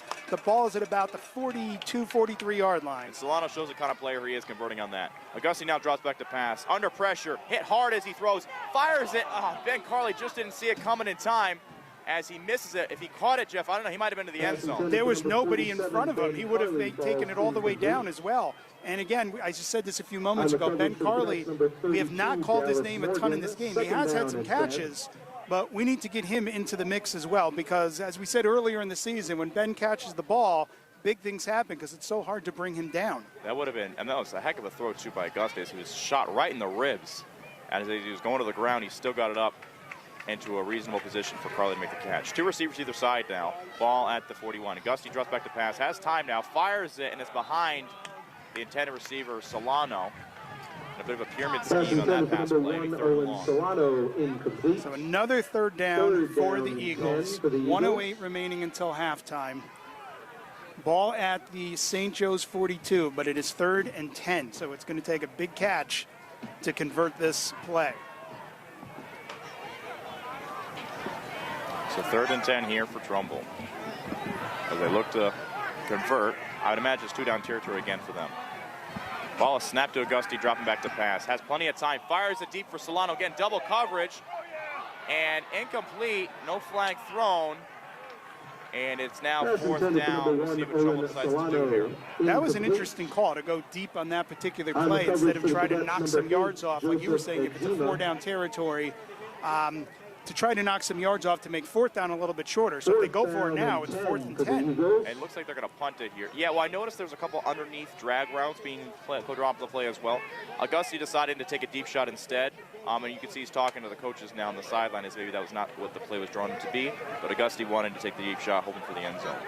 So it's now 4th and 10. And the refs today have really been, for the most part, letting the players play. There have been very few pass interference calls being made, except for the one on the first drive to Corbin Smith. So Smith now set deep to punt. Low snap, punt is up, and it's not the best of his work, but it still gets down there to about the, wait for the ref to signal here. He's still walking it up. Yeah, so not the best punt. They only gained about 10 yards or 20 yards or so on the punt. So it'll be down to the 25 yard line. Marked out of bounds. So St. Joe's is going to have 55 seconds to work with, 2 timeouts. So plenty of time. 2 timeouts means they have the whole field to work with. They don't have to throw to the end zone, or excuse me, to the sidelines. So 1st and 10, ball on the 25-yard line. Danny Kelly steps off. And remember, again, in high school football, the clock stops on a 1st down while the officials reset the chains. So 2 receivers to the side, ball on the far hash. Quarterback gets a snap, fires out to the sideline, and it's dropped. So it'll be 2nd and 10 now for St. Joe's. Trumbull looking for a big stop here. Already down 14-0. You do not want to go into the half down 21-0. That would just be heartbreaking. I don't know what other word to use. Incomplete. 2nd down and 10. I would think that'd be a good way to describe that, Jeff. real dagger is what that would be. So Trumbull has to avoid the big plays. So far, only 1 let up today, but we know that has been an issue on the defense this year, and really in years past as well. 3 receivers to the near side, 1 to the far. Ball is snapped. Now it's a handoff, but then reversing field is the running back. And nice tackle made by Elmer Othman. That would have been probably saving a huge game by St. Joe's. There's not much behind him as far as the Trumbull defense go. So it's 3rd and about 5 there. Or 3rd and about 5 spotted at the 31-yard line. 3rd down and 5 for the Cadets. Clock continuing to tick. We are approaching 20 seconds. St. Joe's not in a hurry. They're content with a 14-0 lead. 3rd and 4. Yeah, I think they might let the clock run out here, Jeff, which is good for Trumbull. They could let it run out. There's enough time. There's 12 seconds on the snap clock. And based on the signals at the sidelines, that's what they're going to do. Yep. All right, so we are heading to halftime. The clock is officially ticks down to 0. Sawyer, I feel like the defense, for the most part, has stepped up and has played pretty strong. I feel like the offense had its moments, but consistency is the key right now. The defense has played tremendous in my opinion, Jeff. I mean, they've let up 1 big play. They almost had a 4th down stop at the 1-yard line against the number 2 team in the state. defense has been Also fantastic. follow the Especially Trumbull against bad Eagles field on position. The Instagram offense, at unfortunately, up to this point, has, Instagram.com/TrumbleEagles. you know, they had a couple turnovers. They had some costly penalties. And That really has fans, the affected Trumbull the Eagles would game like to thank tremendously. I say most of St. Sarah Joseph's drive started at the 50-yard line or closer up to this point, but Trumbull's defense has done a fantastic job allowing just one big play on fourth down at that too, because they had stopped him on that series of drives there and trying to keep them off the scoreboard. Trumbull's offense, however, they moved the ball well, but once they reached the red zone, the turnovers have been too costly, and that one tough holding call as well that was negated the first down run by Corbin Smith puts him in a tough spot there. Not only field position goes, but as far as scoring as well. The momentum is just getting kind of, you know, not in their favor when it comes to those kind of things. So Trumbull's offense now really has to find their groove and avoid the costly mistakes here. It's a young group. I know a lot of the juniors are kind of in tough positions there to trying to perform. So if they can eliminate the costly mistakes and keep the ball out of the defense's hands, I think they have a chance here to come back in this game. And if Trumbull can put some points up early in the third quarter, it'll really do a lot for their confidence. But remember, St. Joe's is going to get the ball at the start of the second half. So the defense is going to have to step up one more time. For me, the key, I said this earlier, it's got to be consistency. They have to be able to do a balanced pass and run, because if St. Joe's, if they get into the point where they have to pass, St. Joe's is good enough that they could shut that down. If you know that you're only going to run, they're going to shut that down. They're good enough to be able to do that. So to me, balance is going to have to be the key for Trumbull's offense to get back into this. Well, play calling comes into play. I think the conservative nature, while it's been effective in the beginning, hasn't really resulted in the scoring that they've been looking for. So I think maybe a few, you know, deep shots or trick plays or something to get the momentum back on their side and get the ball moving a little quicker here for Trumbull's offense could be something we're looking forward to in the second half. Okay, so we will take a quick break here on 10 on TCTV and on 920 WON, and we will be back with the second half in just a little bit. Hi, this is Gary Kunshaft, Daniels Farm Elementary School Principal, and you're listening to 10, the Trumbull Eagle Network. Go Eagles! Sweet strawberry icing. You're in Goodwill, and just past that vintage denim jacket, you spot miniature donut earrings. You lean in. That's the scent of shopping success. Because at Goodwill, every item you buy funds local job training and more. So bring home those donut earrings and bring home so much good to your community. Goodwill. Bring good home. Brought to you by Goodwill and the Ad Council. 145 over 92. 180 over 111. I had a heart attack and a cardiac arrest, and then a stroke. Your blood pressure numbers could change your life. Lowering your high blood pressure could save you from a heart attack or stroke. If you've stopped your treatment plan, restart it, or talk to your doctor about creating one that works better for you. Start taking the right steps at manageyourbp.org. Now I'm, trying to get better, stronger than ever. Brought to you by the American Heart Association, American Medical Association, and the Ad Council. Melissa from Michigan. I work an extra part-time job serving lunch at my child's school, but I still can't afford to put food on our table. Daniel from California. Choosing whether to pay the rent or pay to fix the car to get to work doesn't leave us with much at all. Now we can't even pay for meals. Hunger is a story we can end. End it at feedingamerica.org. Brought to you by Feeding America and the Ad Council.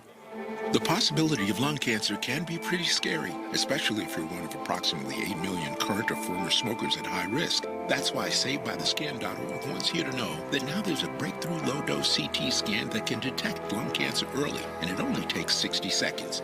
You stop smoking, now start screening. For an easy quiz to see if you're eligible, visit SaveByTheScan.org. It could save your life.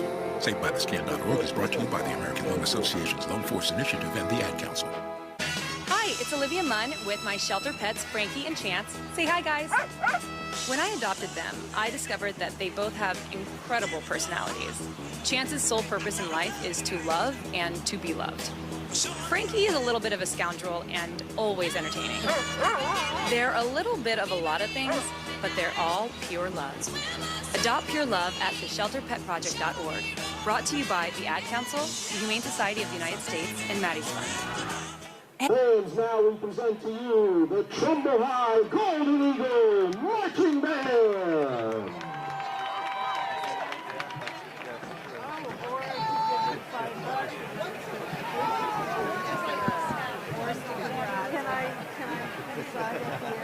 Anyone else?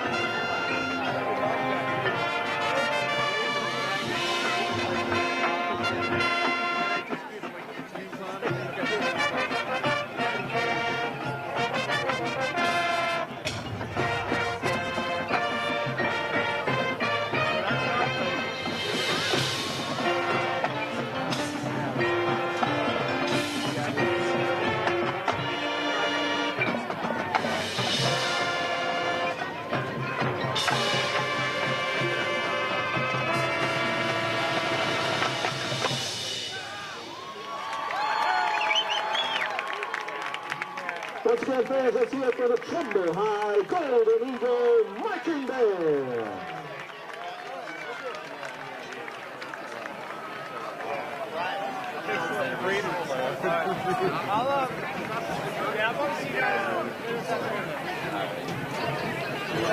Fans, once again, if we could have Caleb Harmon please report to the press box. Caleb Harmon. Also, fans, it's time for the 50-50 raffle winner. Get those tickets out. 50-50 raffle winner.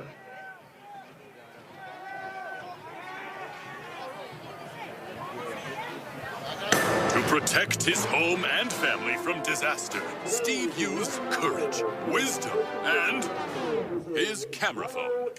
That should do it. Way to go, Steve! By simply taking digital pictures of his family's important documents, Steve can always have them stored safely online, no matter when disaster strikes. Learn other simple ways to protect your home and family before a natural disaster at ready.gov. That's ready.gov. A message from FEMA and the Ad Council.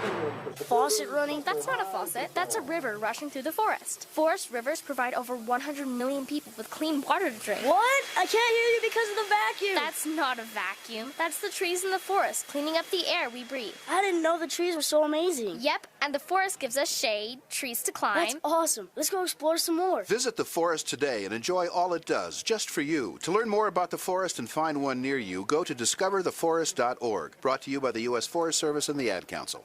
Morning, Mama. How you feeling? Great, and I'm ready for you today. I'm checking in on you. Morning meditation? Check. Dressed and ready to work out? Check. Check your blood pressure yet? And check. Boom! Great job, Mom. And about those gold earrings? No, ma'am. Now more than ever, it's important that we protect our hearts and the hearts of those we love. Monitor your blood pressure daily and help each other stay motivated. Rally your squad to take the online pledge at releasethepressure.org. Brought to you by the Release the Pressure Coalition and the Ad Council. Hi, we're the Goo Goo Dolls. We're fortunate that our daughters have what they need to grow and learn.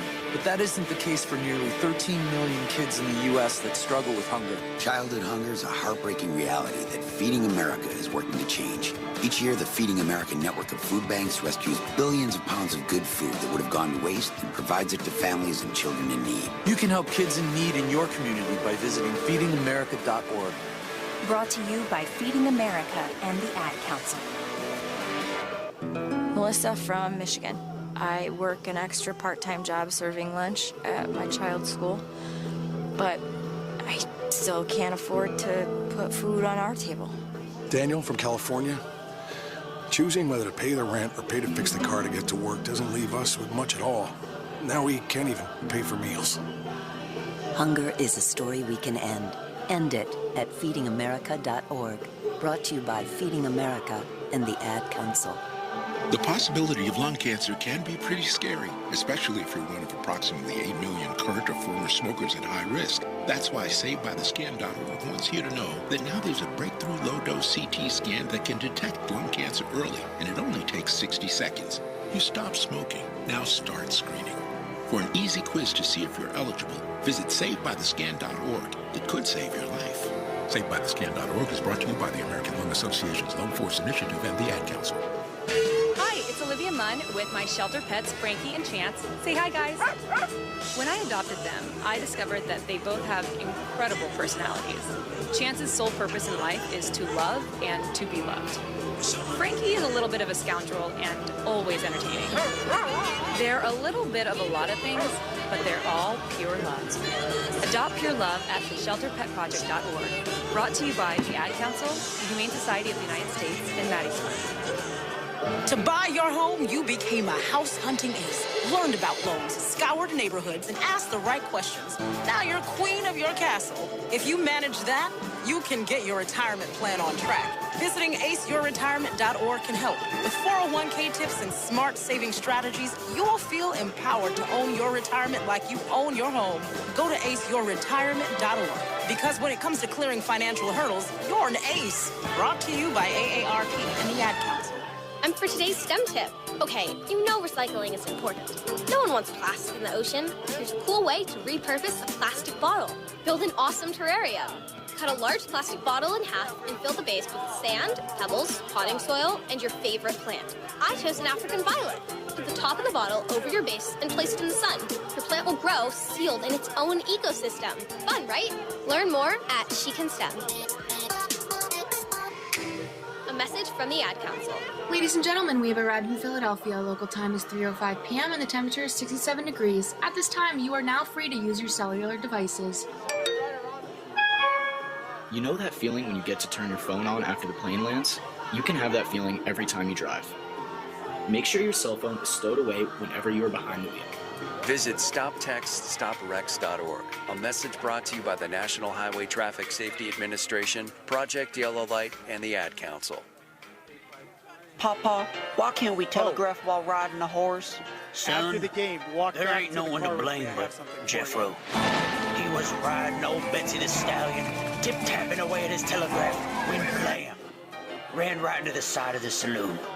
Well, if Jeffro can't do it, neither should you. Our house, Don't text and drive. Visit StopTextStopWrecks.org. A message brought to you by the National Highway Traffic Safety Administration, Project Yellow Light, and the Ad Council. So she'll be there. Hi, everyone. My wife's Al parents Roker come in from West As a guy Hartford. with his own catchphrase, Yeah. I appreciate My sister that came after in from Boston. 75 years, Smokey's Just only her. said, Yep. only you can prevent wildfires. But I'm filling in Are you at because your there's house? a lot more to report. Like when it's dry or windy. Be careful burning yard waste, because wildfires can even start in your neck of the woods. Just you guys? Go to SmokeyBear.com to learn more about wildfire prevention. Brought to you by the U.S. Forest Service, your state forester, and the Ad Council. This is the story of a very special woman. Just a few knew about her superpowers. In a matter of seconds, she turned herself into a great mathematician. She masqueraded as a regular person at work, but as a superhero at home. Everyone knows her as Gabriella. So I was like, you're going to go to the St. Joe's tailgate? Your hero needs you So now. she was going to go just to hang out with them for a is little here to bit. help. But Find then the she care decided guides you not need to. to She wanted help, to cook. complete with tips and resources at Because then she'd come home and she'd panic, I don't have AARP.org/caregiving. time. Brought to you by AARP and the Ad Council. Yeah. Open calendar. What's my I feel like we schedule have an looking extended like? halftime here. Thursday, They're you will coming, be they're caught in an emergency flash flood between Park and First Street. What? No, that doesn't work. I'm busy then. Decline. Decline. Floods don't exactly work around your schedule. I feel like Disasters almost don't St. plan Joe's, ahead, but you can. It they got starts the with mind talking games to your going loved ones right now, about where they making got an it in their emergency head, like, plan. you can't play So don't with wait, us. communicate. Yeah. Visit ct.gov/DESPP. Brought to you by Connecticut Department of Emergency Services and Public Protection, FEMA, and the Ad Council. Sweet strawberry icing. You're in Goodwill, and just past that vintage denim jacket, you spot miniature donut earrings. You lean in. That's the scent of shopping success. Because at Goodwill, every item you buy funds local job training and more. So bring home those donut earrings and bring home so much good to your community. Double L is your Goodwill. biggest town. Bring So you have good the most kids to draw home. from. Brought to you by Yes, you have Goodwill the and the Ad smallest town. Council. But you have literally 145 planet over Earth to 92. pull 180 over 111. Yeah. A heart attack and a So, cardiac like, arrest, doesn't- and this then a system stroke. doesn't work. Your blood pressure numbers could change your life. Lowering your high blood pressure could save you from a heart attack or stroke. If Savior? you've stopped your treatment plan, Yeah. restart it, or talk to your doctor about Well, creating that one that works historically better they've for been you. good. Start taking the right Yeah, not steps recently. and manageyourBP.org. Now I'm, trying to get better, stronger than ever. Brought to you by the American Heart Association, American Medical Association, and the Ad Council. Melissa from Michigan. I work an extra part-time job serving lunch at and my 8 child's teams in school. each. But I still can't afford to put food on our table. Oh, yeah, Daniel which I'd from rather California. be. I don't want to win Choosing whether to cupcake pay the rent or championships. pay to fix the car to get to work doesn't leave us with much at all. Now we can't even pay for meals. Hunger is a story we can end. End it at feedingamerica.org. Brought to you by Feeding America and the Ad Council. The possibility of lung cancer can be pretty scary, especially if you're one of approximately 8 million current or former smokers at high risk. That's why SavedByTheScan.org wants you to know that now there's a breakthrough low-dose CT scan that can detect bone cancer early, and it only takes 60 seconds. You stop smoking, now start screening. For an easy quiz to see if you're eligible, visit SavedByTheScan.org. It could save your life. SavedByTheScan.org is brought to you by the American Lung Association's Lung Force Initiative and the Ad Council. Hi.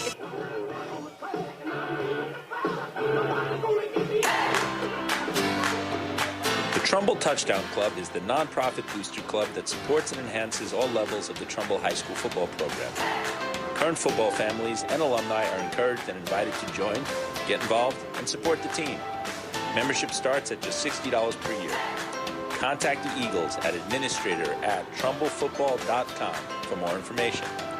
The Trumbull Touchdown Club is a 501c3 nonprofit organization. All membership fees and donations are tax deductible.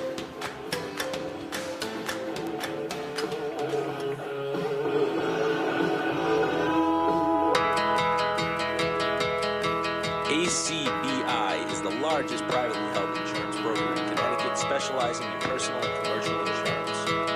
Contact Sean Rabinowitz today at 203-418-4192 or visit him online at acbi-ins.com.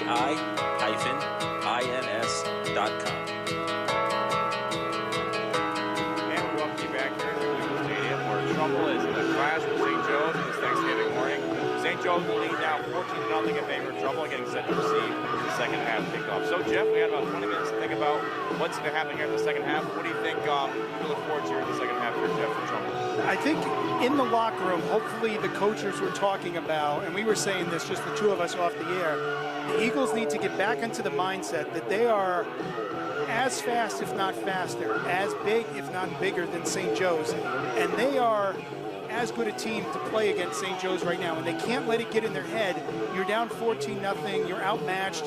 You're not. You need to get back into the mindset that this is a team that we can hang with and we could beat this team. We've beaten Richfield, we've beaten Shelton.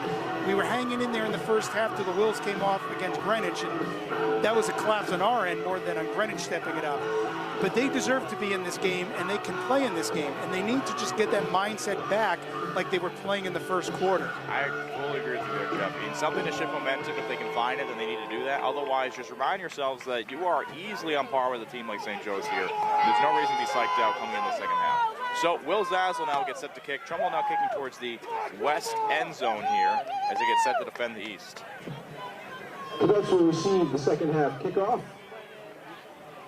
So 24 minutes of football remaining. Trumbull trying to punch their ticket to the CIAC Double L playoffs. St. Joe's trying to get that #1 seed in the L playoffs. So for the first kickoff of the day, it's Will Zaslow. And the kick is up. It's a line drive kick towards number 5, Maxwell Warren, as he looks for some space. Jake Peterson gets down there quickly but can't make the tackle.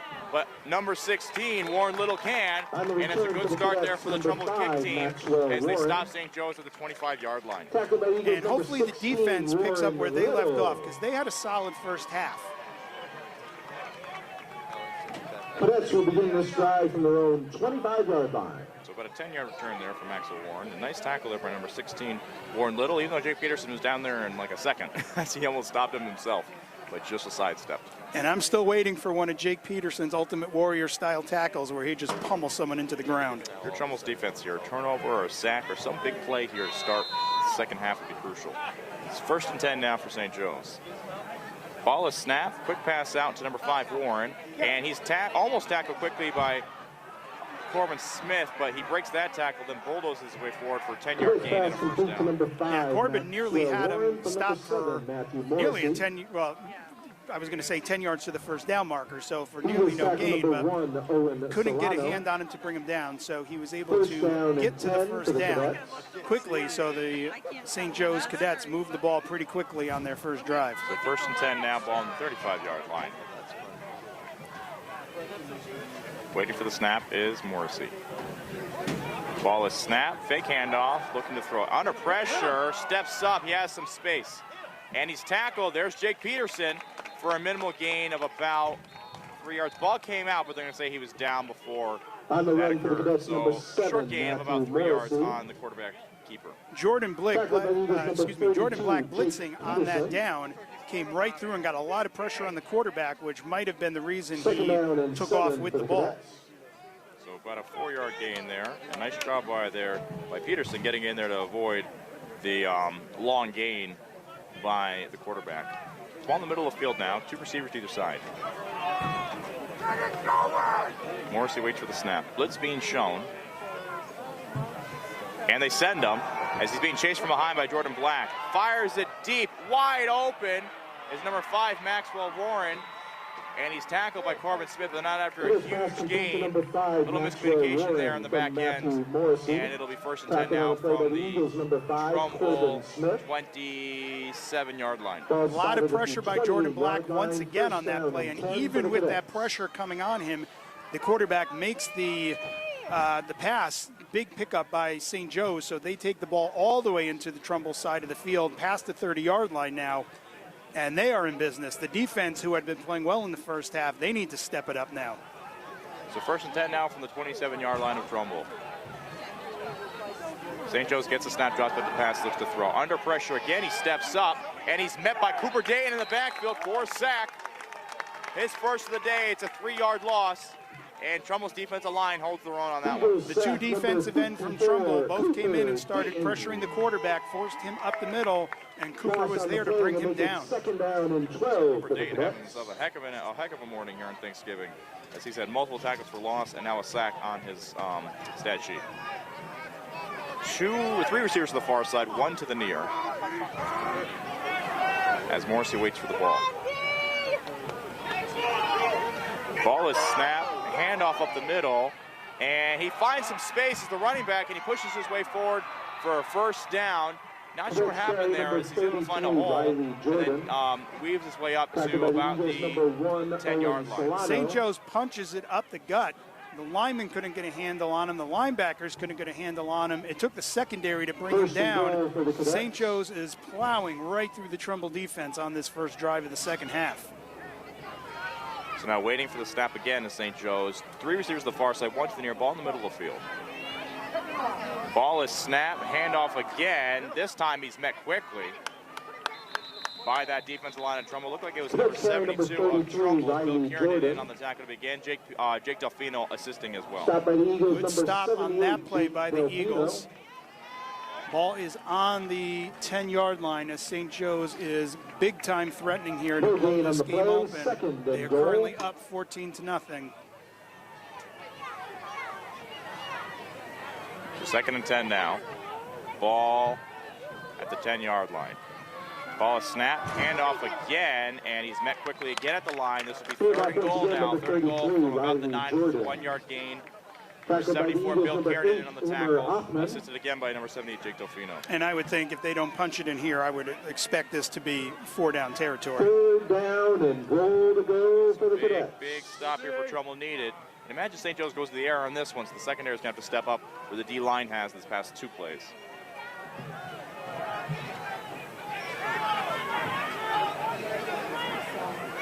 So waiting for the snap here is Trumbull. Ball is snapped, fake handoff, it's play action. And he's almost sacked there by Black. An interception made by number 13, Jack Derlin, off the pressure. There's a flag thrown, we'll see what the call is. Hopefully that is not a penalty against Trumbull, because that could be the momentum shift that they need. But Jack Derlin, regardless, did an excellent job there in the secondary getting the interception. We'll wait for the call. We're not sure yet what it's going to be. I don't know, Trumbull's throwing their hands up. It might not be in our side. Might be interference. Oh, legal man down. Oh, no. Against Trumbull. I thought they were going to call a legal man downfield for St. Joe's, but that wouldn't be against a defensive penalty. It is against St. Joe's. Yeah. So sorry, yeah, it'd be legal man downfield. We're going to decline, I'd imagine. Yes. And we'll get the ball back. Excellent job there by Jordan Black getting the backfield. And then on top of that, Jack Derlin with... And then it's roughing the pass though on Trumbull, so I think they might offset and they may redo the play. I don't know what's going to happen here. We'll have to see. So legal man downfield for St. Joe's. They're now signaling roughing the passer by Trumbull. Plays negate, replay 3rd down. The interception. So that is a heartbreaker that they were not able to get that conversion. Coming in unison now from the Trumbull sideline. That is a tough break there for Trumbull's defense. I mean, such a heck of a play on that previous down. This sideline went from being ecstatic to deflation. I don't know what other word to use. Well, I got to ask you this, Jeff. I was looking at the interception. Do you happen to catch the end of the play there on the quarterback? What did you see anything? Or? I saw that. I think Jordan Black nearly had a hand on him first, and then my attention went when the ball was thrown, so I did not see it. So 3rd and goal here. Ball is snapped. Quarterback looking to throw. Under pressure again. Fires out, and it's through the hands of Maxwell Warren. incomplete. Be 4th and goal here. So Trumbull still has a chance to make a stop and keep their St. Joe's out of the end zone. Jordan Black on so many plays, including this last one, keeps getting into the quarterback without being blocked. The quarterback's getting rid of the ball quick enough, though, but it's just a matter of time before Jordan gets his hands on the quarterback to bring him down. So the penalties may allow St. Joe's to convert a field goal attempt, which they will try. Number 42, Logan Spolstra. Trumbull's going to attempt to block it. Come on, Peterson! It'll be about a 20-yard field goal attempt. Waiting for the snap. Snap is up. Kick is up. And it's no good. So Trumbull hangs on there. Their defense holds even after the penalty negated the interception. It's no good, the field goal attempt. And the offense may have the momentum they need here to score. Yeah, so even though they didn't get that interception, that's a little bit of a mental victory there, that the field goal was no good. And I'm surprised at that, because watching the St. Joe's kicker in warm-ups, he is a very talented kicker. So surprising that he did not make that, but that could be the break Trumbull needs, since they didn't get it on the turnover, but that could be the break that they need to get things going. So down 14-0 now, first series of the second half for the Eagles. And once again, I want to see a balanced attack. We need to get the running game back into this. We need to see Corbin break something big, or Tuccinardi break something big. That way they have the balanced attack to go against the St. Joe's defense. Ball snapped to Corbin in the Wildcat Formation. He's looking for some space. Met in the backfield, and nothing's there. So ball starts at the 20-yard line, because for high school rules, once a field goal is missed, the ball is placed at the 20-yard line as long as it's inside the 20-yard line. So Trumbull takes over now from the 20 after the first down run is a loss of 2. Their offense gets set to go in a second and long play.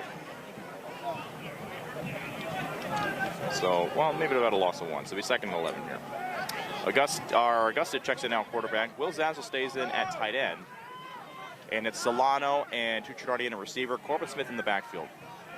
Ball is snap, handoff to Smith, who breaks a couple tackles, is dragging defenders. And they push the pile all the way down near the first down marker. It's got to be a gain of about 10. It'll be 3rd and 1 here. Heck of an effort there by Corbin Smith as he pushes his way forward, dragging a defender who's hanging onto his jersey.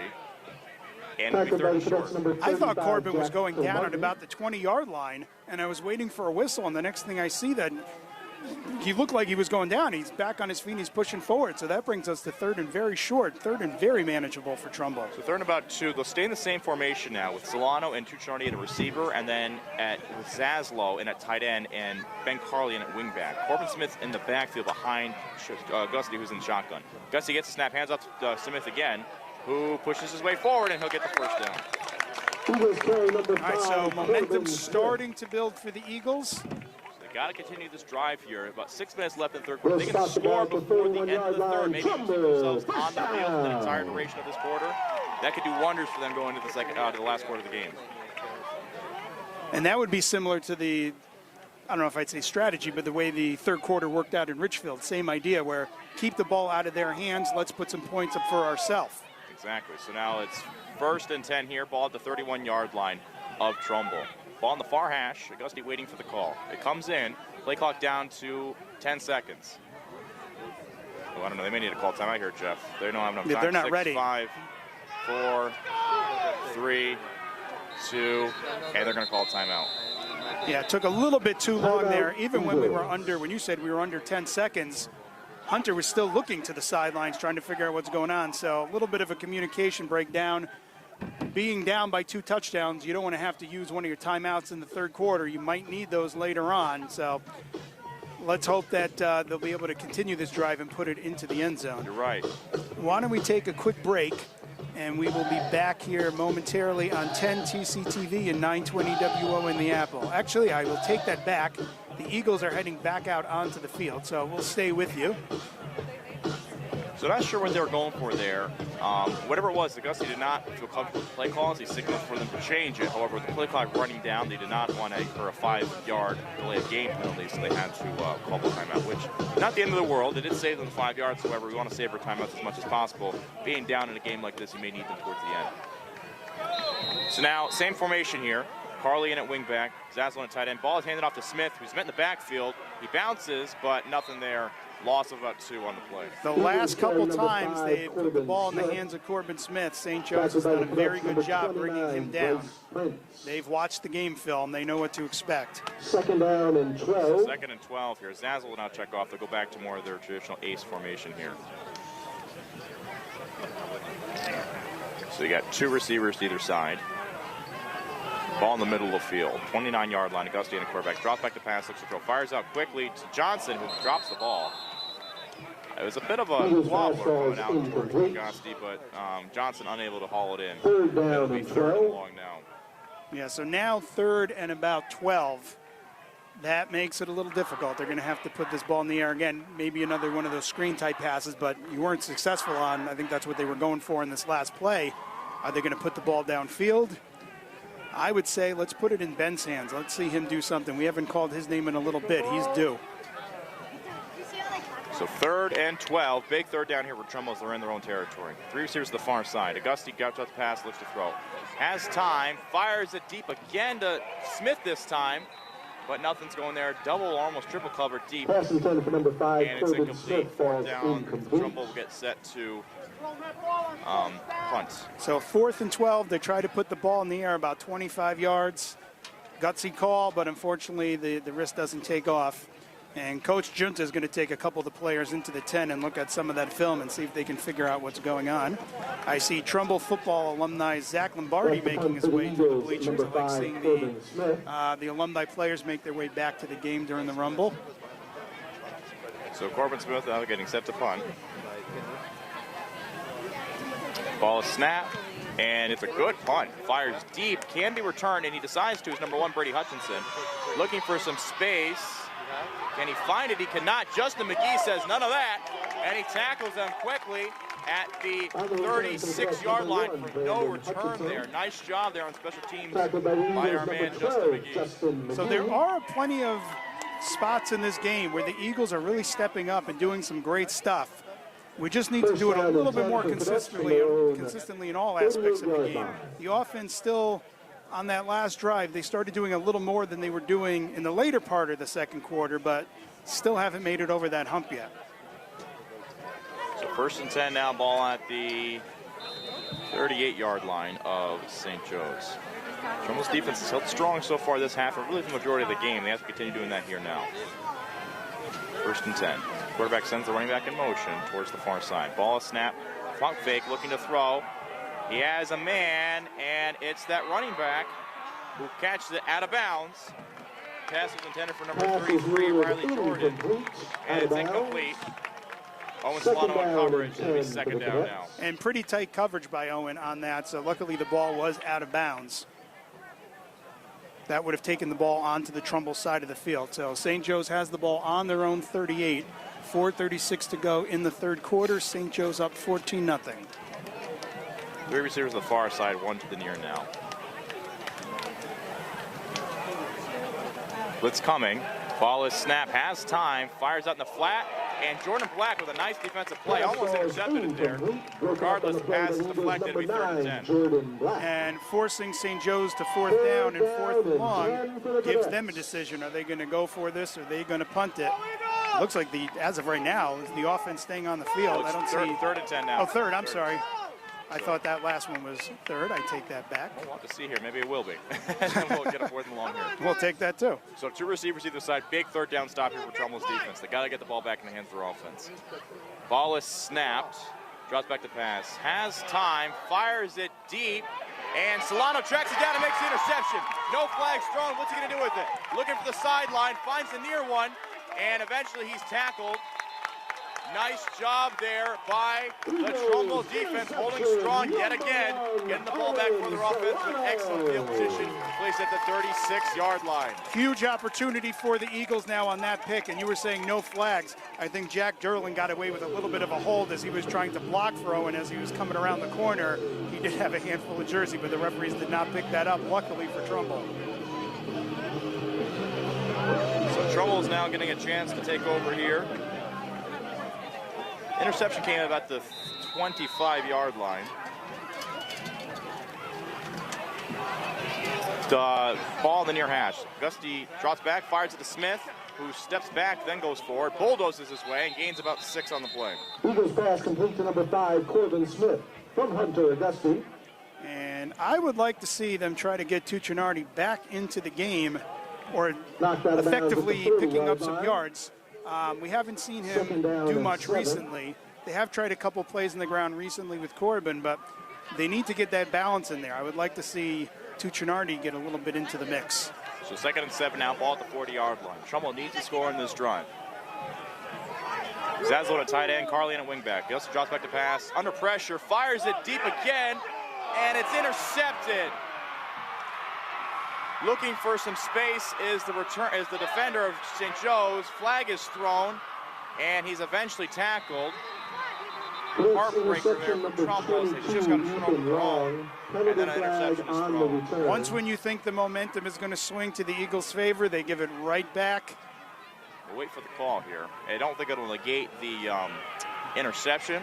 No, it looked like it was after the turnover. But it will perhaps push St. Joe's back a little bit. Illegal block in the back against the Cadets. Illegal block in the back.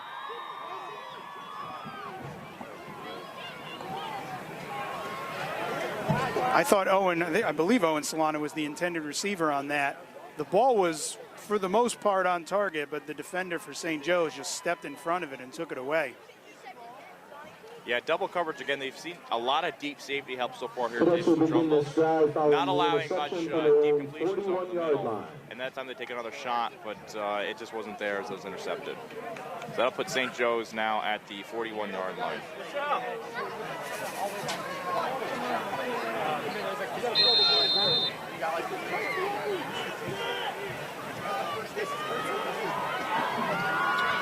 Quarterback sends receiver motion, rolls to his right, then hands off to the opposite side, and he's tackled quickly. Can't catch the number. I believe it's number 5. Number 33, not allowing much yardage on that run play there. A gain of about. Tackled by Eagles number 5, Corbin Smith. Second and down 7 coming up for St. Joe's, approaching the 3-minute mark in the third quarter. Sawyer Nicholas, Jeff Alterman on 10 TCTV and 920 WON The Apple. Ball on the far hash now, 2 receivers either side. Ball is snapped, handoff up the middle, and he's tackled hard, but then keeps his legs churning for a first down there. Was met about 2 yards behind the first down marker, but then is able to bulldoze his way forward there as we have our heavy bodies now check in for Trumbull. That's Bill Kiernan, Jake Delfino, and Dylan Brand. First down and 10 for the Cadets. So first down and 10 on about the 8-yard run there. The ball now at the Trumbull 46-yard line.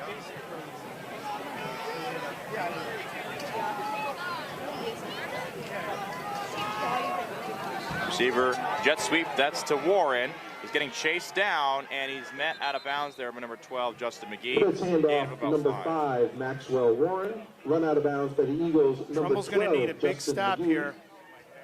We've been saying it all day, haven't we? Yep, we've been saying it all day, and they've gotten it a whole bunch of times. The defense has come up huge in many cases, but you got to wonder how long can they hang on that much up on their offense. Yeah, they've been on the field a lot more often than you would hope to see them on the field. They're going to start getting winded.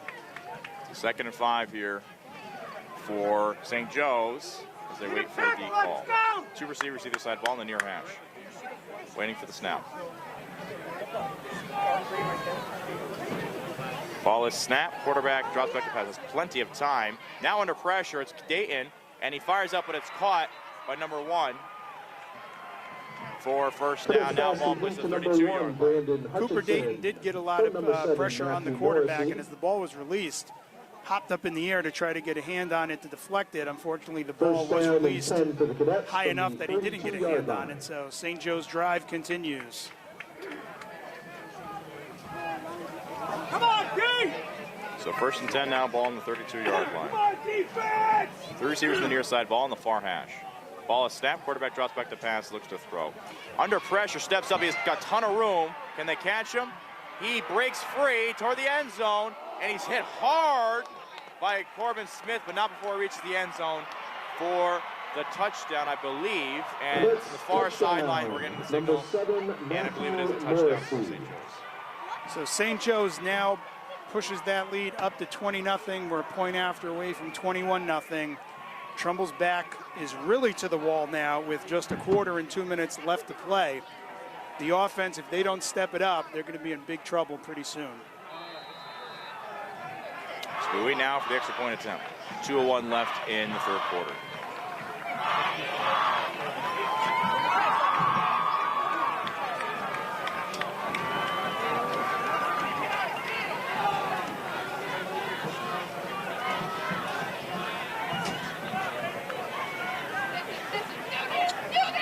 Snap is good, hold is good, and extra point is good, and we're going to take a quick break with that. Extra point is good by number 42, Logan. Hi, this is Principal Rickert, principal of Hillcrest Middle School, and you are listening to 10, the Trumbull Eagles Network. Wake up and text. Text and eat. Text and meet up with a friend you haven't seen in forever. Hi. Text and complain that they're on their phone the whole time. It's like a little bit. Text and listen to them complain that you're on your phone the whole time. Like now it's in their head, yeah. Text and whatever. Yeah. But when you get behind the wheel, give your phone to a passenger. Put it in the glove box. Just don't text and drive. Those Visit early ones, StopTextsStopWrecks.org. A message from NHTSA and the Ad Council. And we welcome you back here to McDougall Stadium as we are locked in the rumble and Trumbull here between Trumbull and St. Joe's. St. Joe's holding on to a 21-0 lead after the 30-yard touchdown run by the quarterback. That was number 7, Matthew Morrissey. So Trumbull here needing to respond, waiting for a big play to either to happen or a drive that'll bring them into the end zone here as they try to cut the lead down 21-7 and then hopefully move on from there. Bit of a cloud cover coming over McDougall Stadium, both literally and figuratively now, as the hopes for the Eagles are starting to get a little dim. I hear Ben Carley's grandfather's siren going. Trying to wake him up, I think. Yep. Right? All right, so now ball being kicked here from the 40-yard line of St. Joe's. Back deep to receive is number 1, Owen Solano, number 5, Corbin On Smith. to kick for the Cadets, number 42, Logan Spolstra.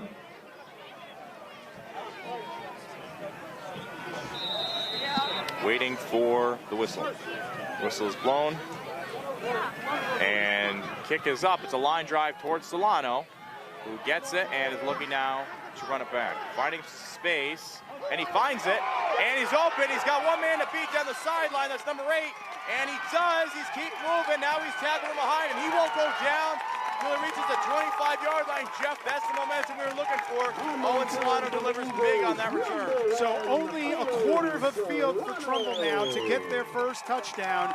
You can't hand it to them on any bigger of a platter than that. Trumbull needs to convert and get points on the board. We got a minute 47 in the third quarter.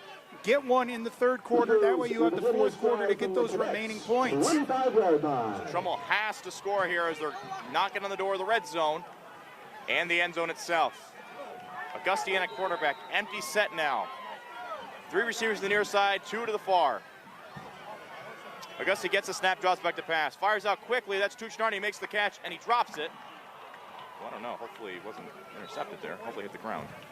It did. Kind of an odd one there, Jeff, as he caught it, but it was like kind of on top of his body. Did the defender grab it, but they didn't. Actually, might have given him the catch. I'm not sure. They're moving the ball up. He might have been already on the ground when it came loose, but it was hard to tell from up here. Regardless, the play ends with a 3-yard gain. Some 2nd and 7. No shortage of drama here today. Ball is snapped. Quick pass out to Corbin Smith, who breaks a couple tackles and dives his way forward close to a first down marker. Eagles pass complete, number 5, Corbin Smith from Hunter Augusti. And we're still waiting for Corbin to have a few huge breakout plays. He has had some good plays so far in this game, but we haven't seen any of his patented huge plays so far.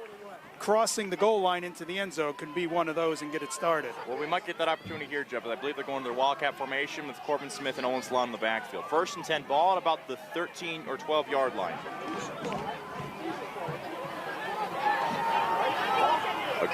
Smith waiting for the snap.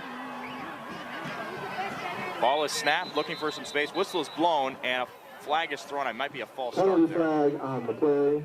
And it's a false start against Trumbull. False start against the Eagles. That'll push him back to the 17-yard line. Not ideal, so Augusta will come back out here to try to make something happen on this next play. Tough break there for Trumbull. I mean, when you're driving like that, you can't have a penalty. And we said that all day this afternoon, and it's still happening. Come on, Trumbull! Fans getting restless and excited.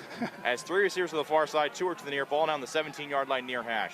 Auguste drops back to pass, looks to throw, fires out to Carly, makes the catch, and he's almost brought down, but he stands up and eventually takes a team of St. Joe's players to bring him down. It's a gain of about 5, so it brings it back to the original line of scrimmage, 2nd and 10.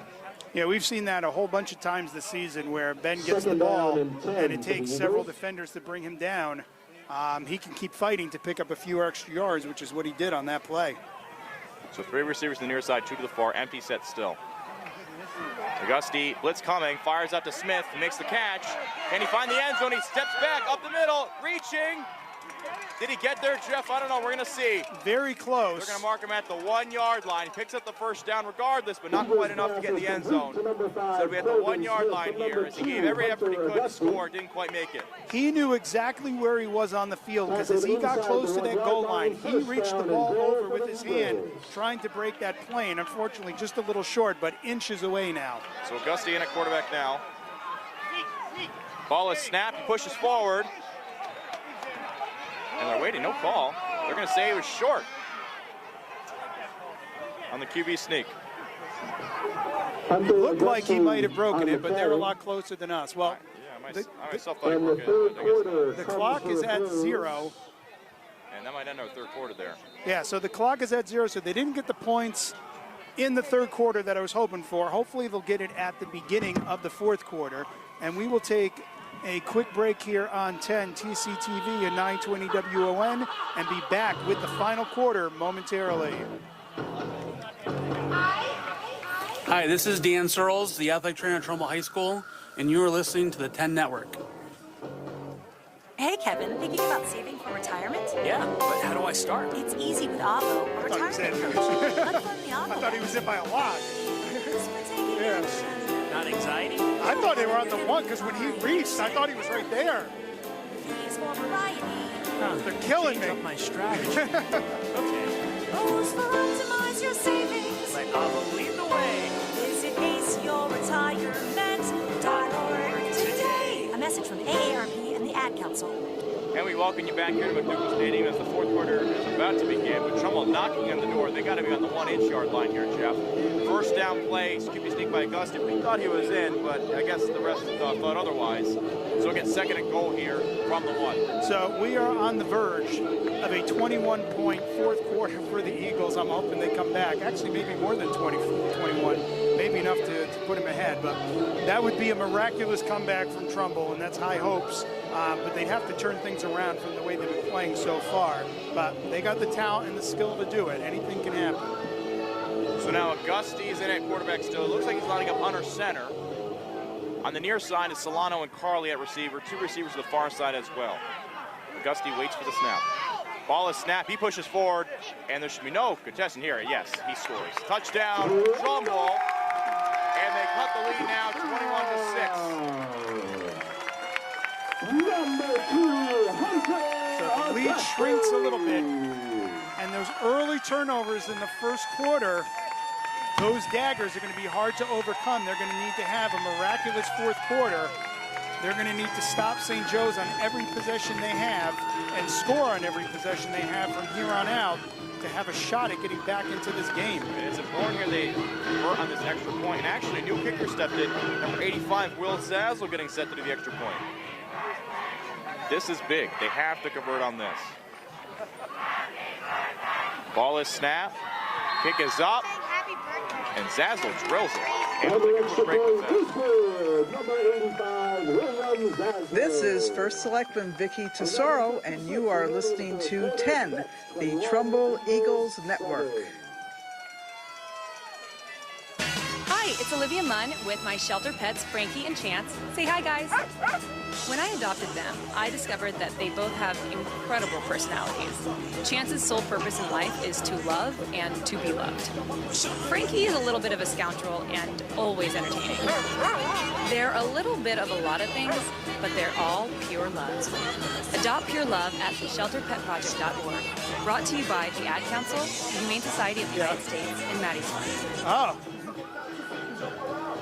And we welcome you back here at McDougall Stadium as Trumbull finally gets their way onto the scoreboard there on the 1-yard QB sneak by Augusti.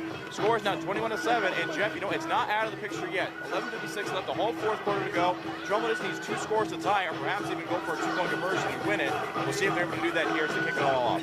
I would say if they do get in the opportunity to put in a tying touchdown, go for the 2-point conversion. You got nothing to lose. If you don't win, you're out. I don't know, did they go for an onside kick here? Probably not yet, but okay. But let's get to that point, and then we'll talk about it then. Exactly. So now Will Zaslow getting set to kick off.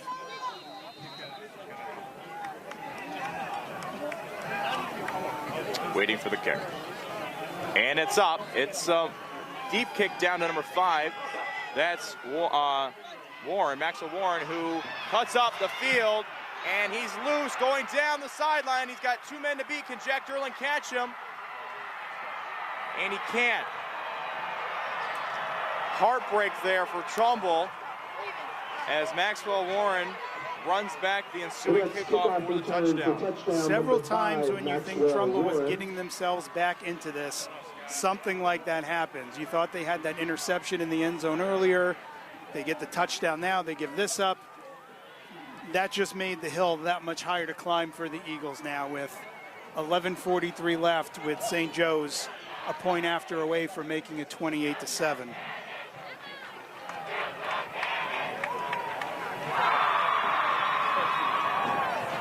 So wait for the extra point attempt here now.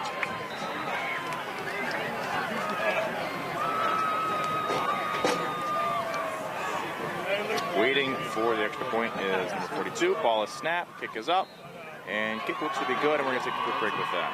Extra point is good, number 42, Logan. You're listening to 10, the Trumbull Eagle Network. The possibility of lung cancer can be pretty scary, especially if you're one of approximately 8 million current or former smokers at high risk. That's why SaveByTheScan.org wants you to know that now there's a breakthrough low-dose CT scan that can detect lung cancer early, and it only takes 60 seconds. You stop smoking, now start screening. For an easy quiz to see if you're eligible, visit SaveByTheScan.org. It could save your life. SaveByTheScan.org is brought to you by the American Lung Association's Lung Force Initiative and the Ad Council. And we welcome you back to McDougall Stadium as St. Joe's just took the kickoff down for a score. That was number 5, Maxwell Warren. So Trumbull will get a chance to do the same here as they wait for kickoff return. Remember, Owen Solano had one that brought him all the way down to the 25-yard line previously. We can use another one now as they try to, again, cut this lead in half. 14-28.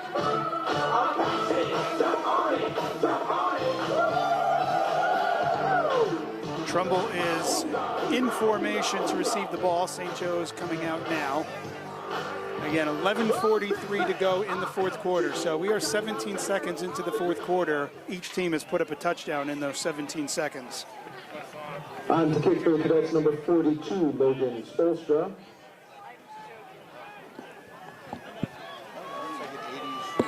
Waiting for the return now is number 1, Owen Solano, number 5, Corbin Smith.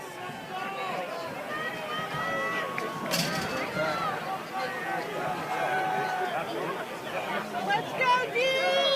Waiting for the whistle, and the whistle is now blown. We'll wait for the kick. Kick is up, and it's a pooch kick. Returned by number 13, that's Jack Derlin, who looks for some space, finds a sideline, and is pushed out of bounds at about the 40-yard line. So good field position here for Trumbull's offense. Jack Derlin. And, I mean, it's pretty obvious. I think they need some quick strikes to get the ball in the end zone. They don't have time for a 5 or 6 minute drive needing 3 scores. It's got to be quick. So as I was saying before, I want to see a balanced attack. At this point, they need to let Hunter air it out. So 2 receivers either side. Actually, I'm sorry, empty set. 3 receivers to the near side, 2 to the far. Auguste drops back to pass. Under pressure, fires over the middle, and it's intercepted by St. Joe's, who has some space down the sideline. Can he find the end zone? Doesn't look like he's going to have much contention, and he does. That's a touchdown again for St. Joe's on 2 consecutive plays. And I would think with that, the door is mostly closed on Trumbull's playoff hopes in 2021, as disappointing as it is to say that. And a flag was just thrown. Might be excessive celebration there by St. Joe's. Could be, and Ben Carley was yelling over to that side as well. It could be even on both sides, we shall see.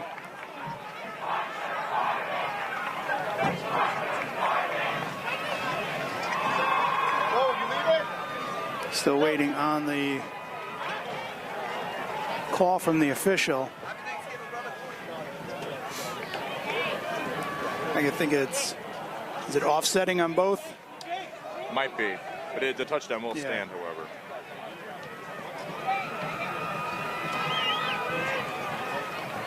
So with 11:24 left, St. Joe's will attempt another extra point.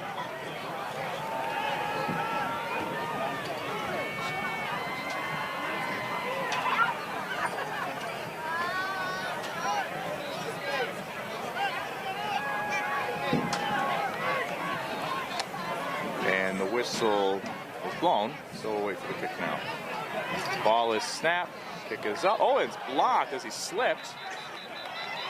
And a whistle flag is thrown. They might have gotten inside a little early there, the Trumbull defense. But regardless, it was blocked. We'll have to see if it stands. As we are waiting for the point after to be replayed, it looks like the black hole of Trumbull is completely emptying out at this point. Go home and have their turkey. Watch the Lions play the Bears this afternoon. A clash between Andy Dalton and Tim Boyle. Interesting. Yeah. QB comparison you probably wouldn't think you'd hear this year. And then later on this afternoon, Dak Prescott and the Cowboys will take on Derek Carr and the Raiders. So it looks like it was a penalty against Trumbull. So the try.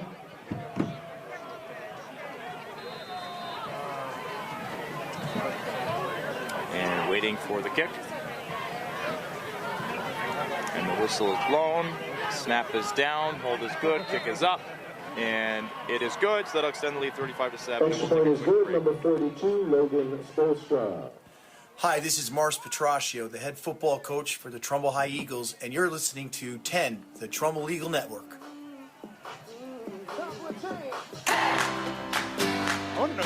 The Trumbull Touchdown Club is the nonprofit booster club that supports and enhances all levels of the Trumbull High School football program. Current football families and alumni are encouraged and invited to join, get involved, and support the team. Membership starts at just $60 per year. Contact the Eagles at administrator@trumblefootball.com for more information. The Trumbull Touchdown Club is a 501c3 nonprofit organization. All membership fees and donations are tax deductible.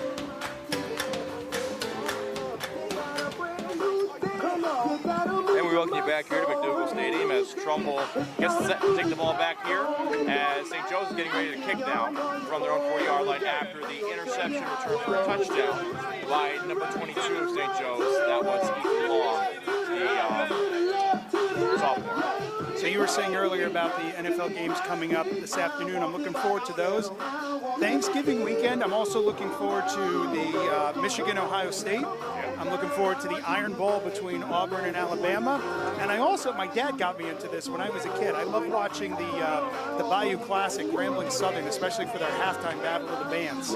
Now, for those of you who are local college football fans, Sacred Heart has recently won their NEC Conference Championship, and they'll get set to take on Villanova in the national tournament. Last year, they were defeated by Delaware early in the tournament, and this year they get no shot at it. When is that game? That game Following will the take place unsportsmanlike conduct penalty against the Eagles, took off from the 35-yard I line. believe it's this Saturday. And is that probably like an ESPN3 broadcast? Yes, that'll be more of an ESPN3 broadcast. But can be streamed as well, I believe, on Sacred Heart's website. So if you're interested in that, take a look there.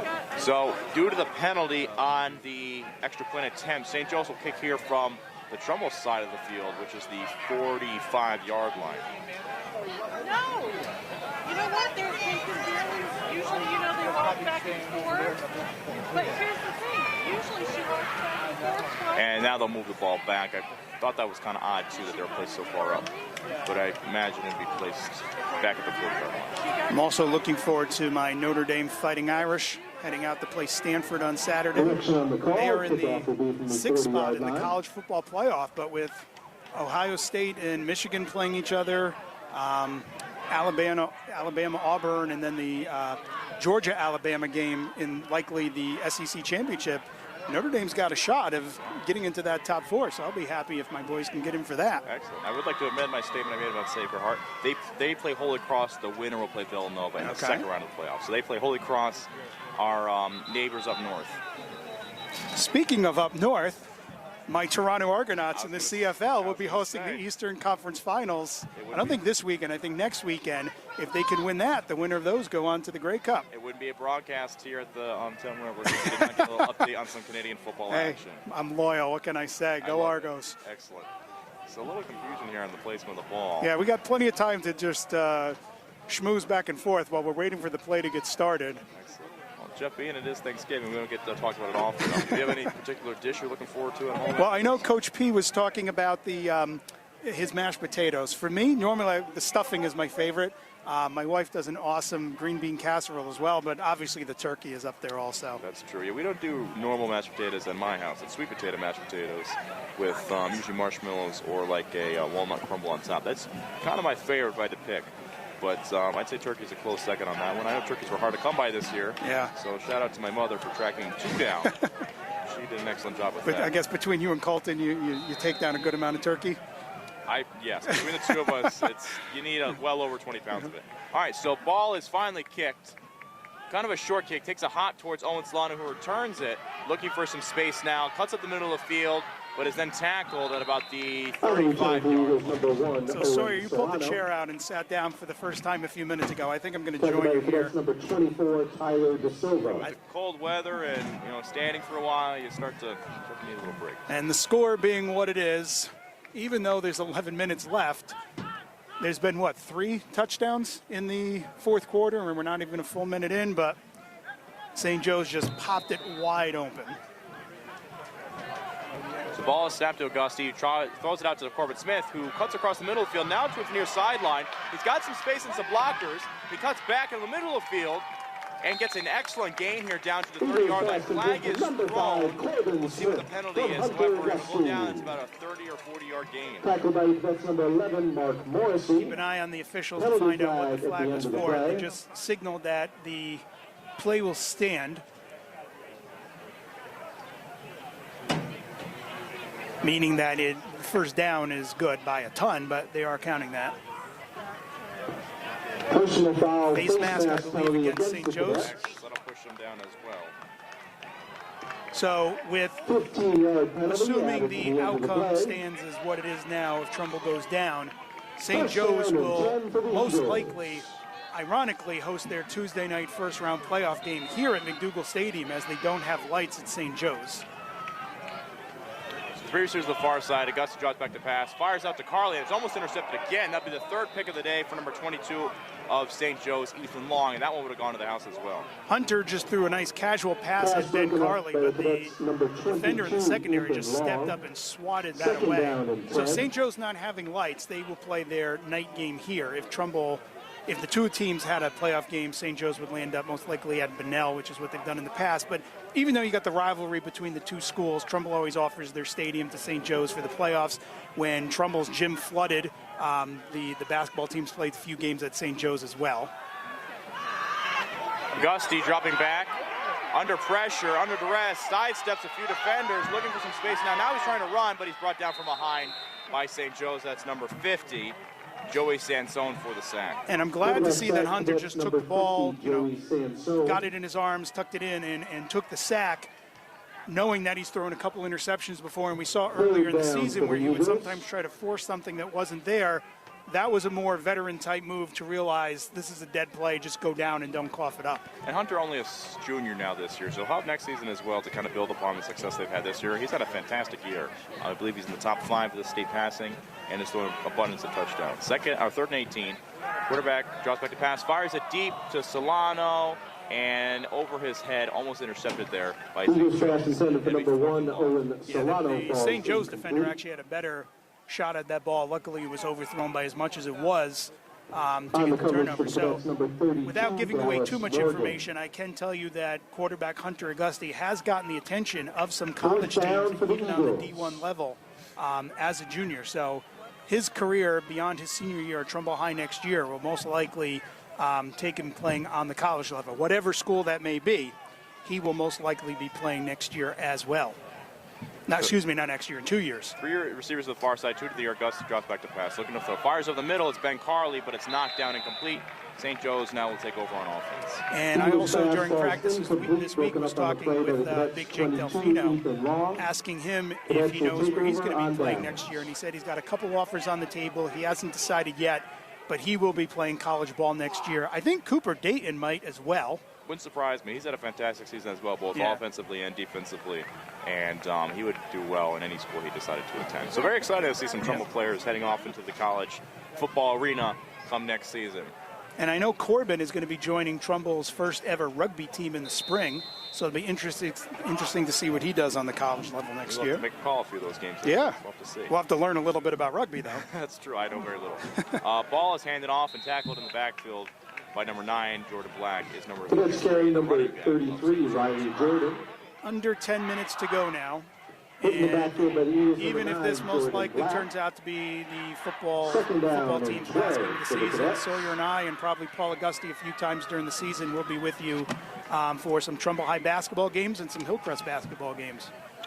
So 2 receivers to the side. Quarterback draws back to pass, looks to throw. Under pressure, fires it deep. He's got his man, but it's underthrown, incomplete. It'd be 3rd and long now. That pass was a little bit underthrown. Derlin realized that and made sure that he got his body between the defender and the ball to make sure that there was no play that was made. 3rd down and 12. I see some Hillcrest students making their way through the bleachers, so it's nice to see that future Eagles come out and cheer on the team as well. So 3rd and 12 now for St. Joe's.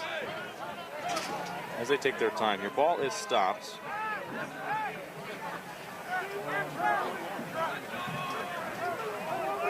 Three receivers to the far side. Ball is snapped.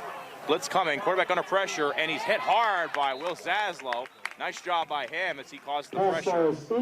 Incomplete. Pressure on the quarterback from number 85, William Zaslow. So Trumbull likely will get the ball back. Down and 12. Down 28 points, though. 9:25 to go. Back to punt for the Cadets, number 7, Matthew Morrissey. Trumbull's offense come onto the field.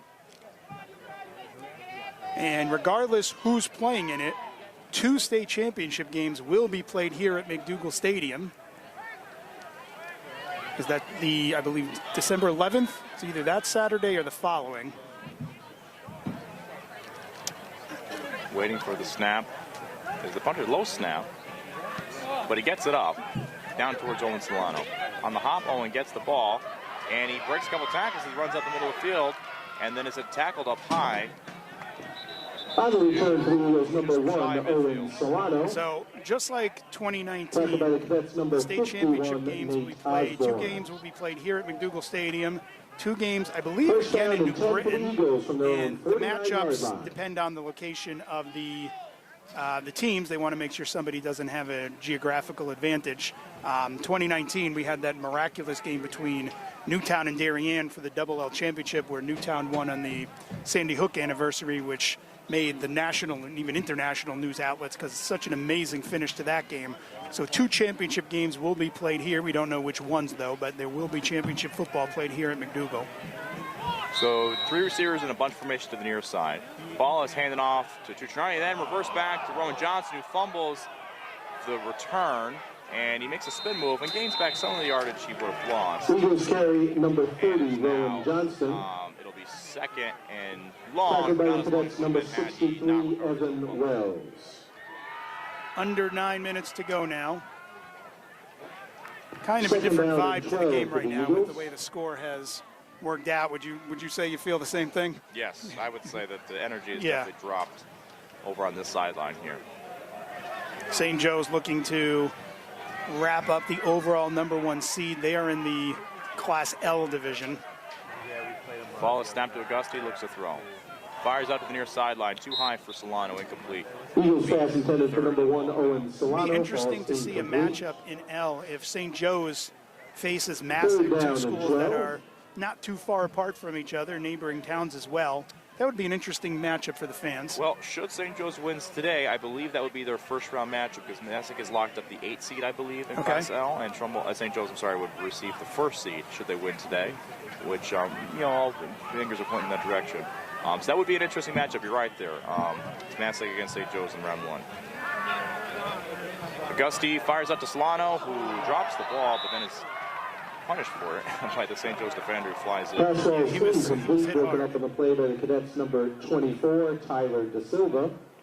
So it'll be 4th and long now. 4th down and 12. When we found out we had the championship games here at McDougal, I talked with facilities manager Dan Newman. He's looking for people to work at those games. There's a lot of things that need to get done, and I said, as long as Trumbull's not playing in the championship game in another facility, I will be here for you. Ball is snapped to Auguste on 4th and long. Fires out to Solano, makes the catch. Can he get the first down? And he does. Keeping the clock running. Eagles pass complete to number 1, Owen Solano from Hunter Auguste.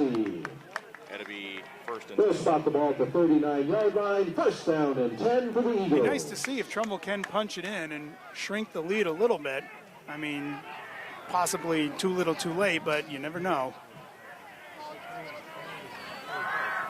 Auguste fires it deep to Solano again. Can he find him? And he almost does, but tackled early before the ball reached him. They did not throw a flag, however. That looked like there was some interference on that. I'm not trying to be a homer on that, but and they don't call it, however. yeah, it did look like there was a little interference. And the defender for St. Joe's is down. He might have gotten shaken up a little bit. Hey, he's got to go get some glasses. Are you kidding me? Frustration from the Trumbull fans. Come on, Rob! And it looks like there's a player down. All right, we will take a quick break while we allow the trainers to tend to the St. Joe's player. Hi, this is Mike King, Director of Athletics for the Trumbull Public Schools, and you are listening to the Trumbull Eagles Network, number 10.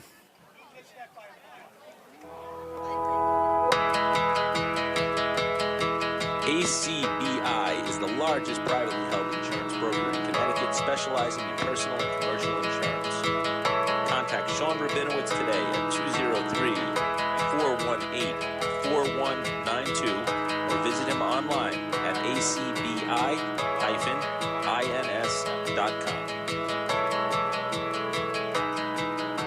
That was another one that was nearly picked off, as the St. Joe's defender actually had a little closer shot at that than the Trumbull receiver did.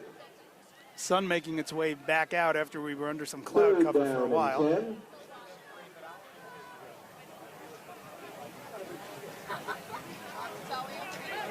Waiting for the call now is Auguste in the quarterback. Ball in the middle of the field, 2 receivers to either side. 3rd and 10.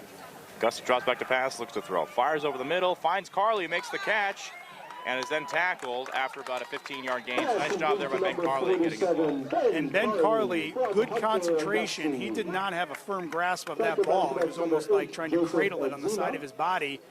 Kept his focus on it, was able to get control of it and bring it down. That puts him down to the 24-yard line as they're knocking on the door here of their second score of the afternoon. Auguste waiting for the snap. Ball is snap. Rolls to his right now, looking to throw. Has time, fires it deep. This time he's got Rowan Johnson, who can't track it down, but the pass was thrown out of bounds regardless, so it's incomplete. But he did beat his man. It'll be 2nd down, 2nd and long. Maybe a little too much hang time on that, which allowed the defender to get in there and distract the receiver a little bit, not be able to bring that ball down. So it's now 2nd and 10 here.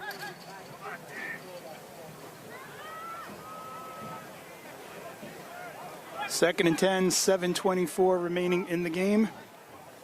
Happy Thanksgiving to all our Eagles fans tuning in.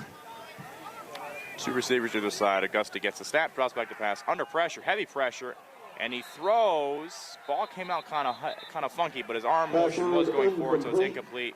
It'll now be 3rd down, 3rd and long. And he was taken down relatively hard, and Hunter bounces right back up after that tackle. So nice job by Hunter hanging in there strong. I know it's a frustrating afternoon for them, but we got to look back at the excellent season they had so far this year. And even if they don't come out victorious today, 7-3 is an excellent mark. And while unlikely, there is still the outside chance they could make the playoffs. So we got to watch to see the outcomes of the other games around the state to figure out, because you don't know until all the dust settles here. From what I learned of anything about this playoff formula, it's complicated.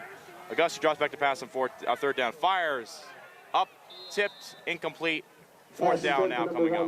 Intended for Solano, but almost triple coverage as they were able to tip the ball away and prevent him from bringing the ball down. Yeah, so sorry, you were saying before we went on the air, there is still a very slight chance that with a loss, if things all fall the right way, they could sneak in. They would need Notre Dame West Haven to beat Hampden in the Green Bowl, Greenwich to beat Staples, which even that would be tough because then Greenwich has the tiebreaker with Trumbull. And there's a couple other things as well.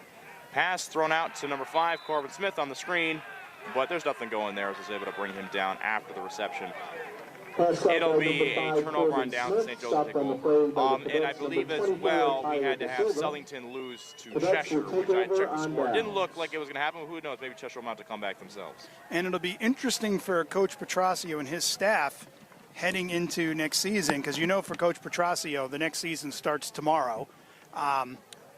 He'll have Hunter Gusty back, he'll have Ben Carley back, but he's going to lose the monsters on the offensive line. He's going to lose Corbin and Corbin Smith, Owen Solano. He's going to lose a lot of those seniors who were amazing guys to have in the locker room and amazing athletes on the field. They're going to have their work cut out for them to try to rebuild back to what they had this year. They have some nice pieces in place, like you said. We have Ben Carley, we have Nick Tuccione coming in at running back. Rowan Johnson, I believe, could become a very special player for them as well. Augusta having that quarterback position settled is always a big key as well. Toss out to number 33 of St. Joe's as he looks for some space and is tackled from behind. Oh, and then he breaks that tackle and keeps going forward until he's eventually brought down by number 9. About a 15-yard gain on first down. And coming up from the freshman team for next year, Cooper Dayton's brother Wesley will be making his way up, who's one of those do-it-all kind of players. He punts and does all sorts of different things, very talented athlete.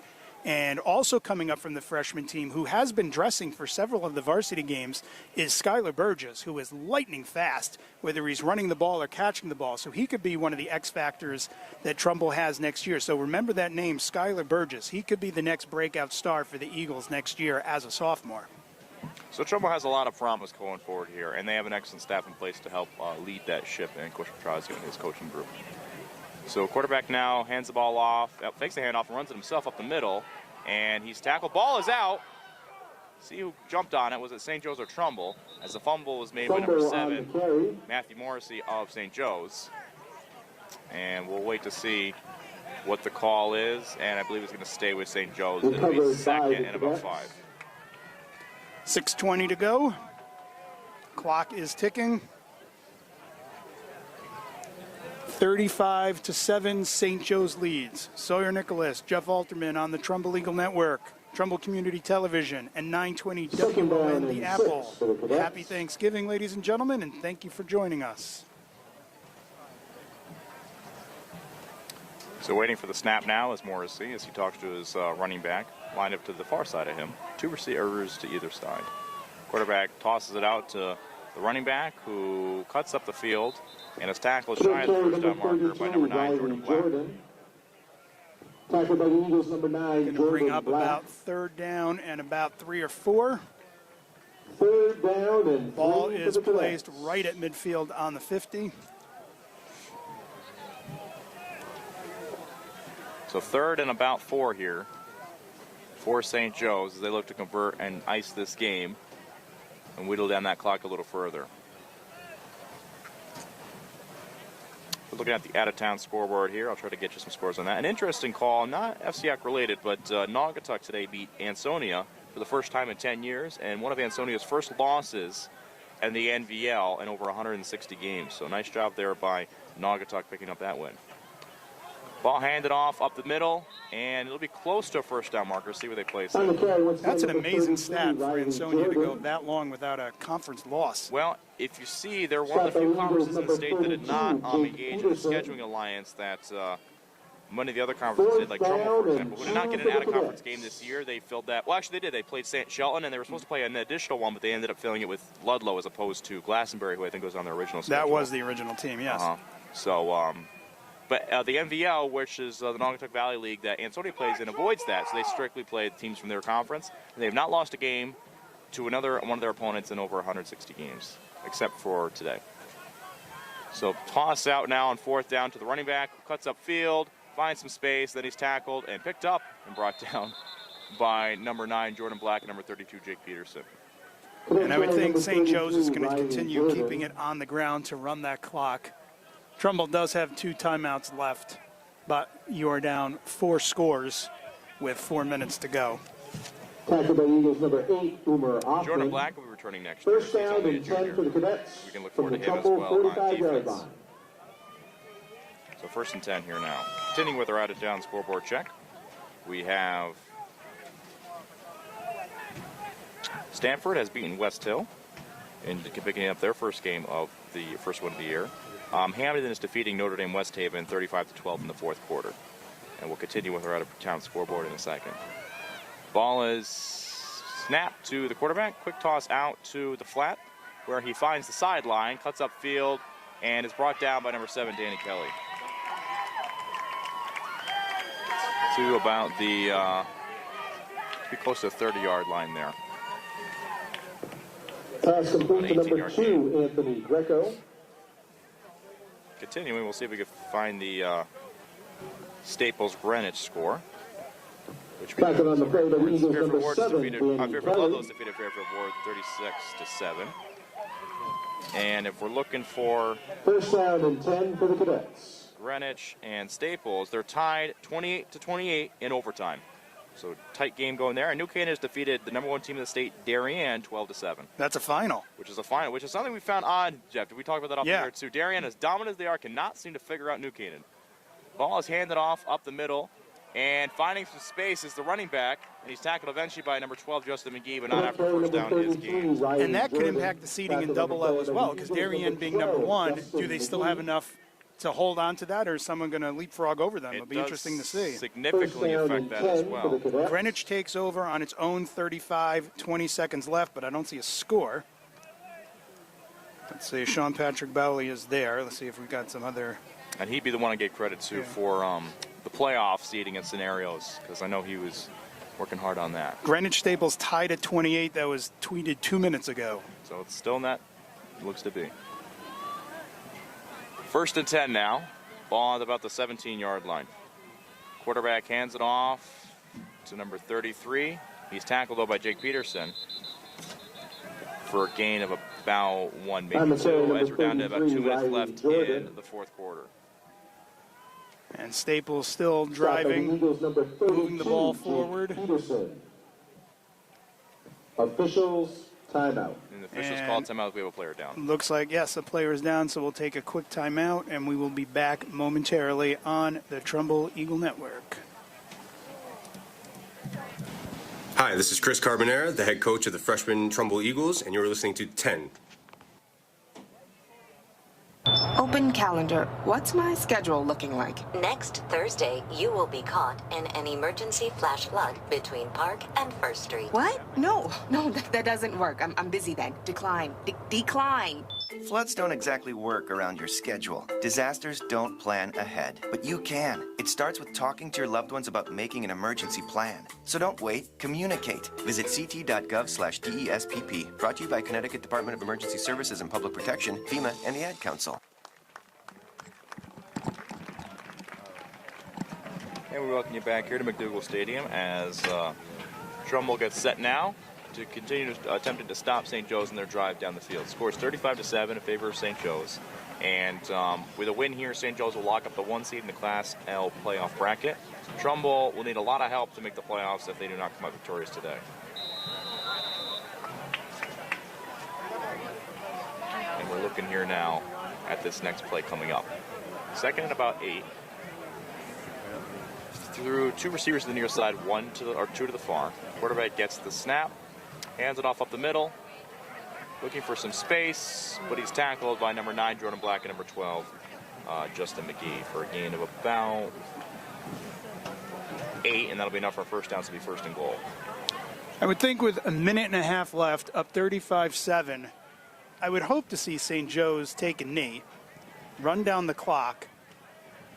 Pounding it into the end zone is not something that they need to do. They got the win locked up. You don't need to put it in the end zone now. So we'll see what kind of level of sportsmanship they decide to bestow here on this play. It looks like they are going to go with the knee, though, Jeff. Check the formation correctly, and I think they are. So a bit of respect being shown there by the sideline of St. Joe's.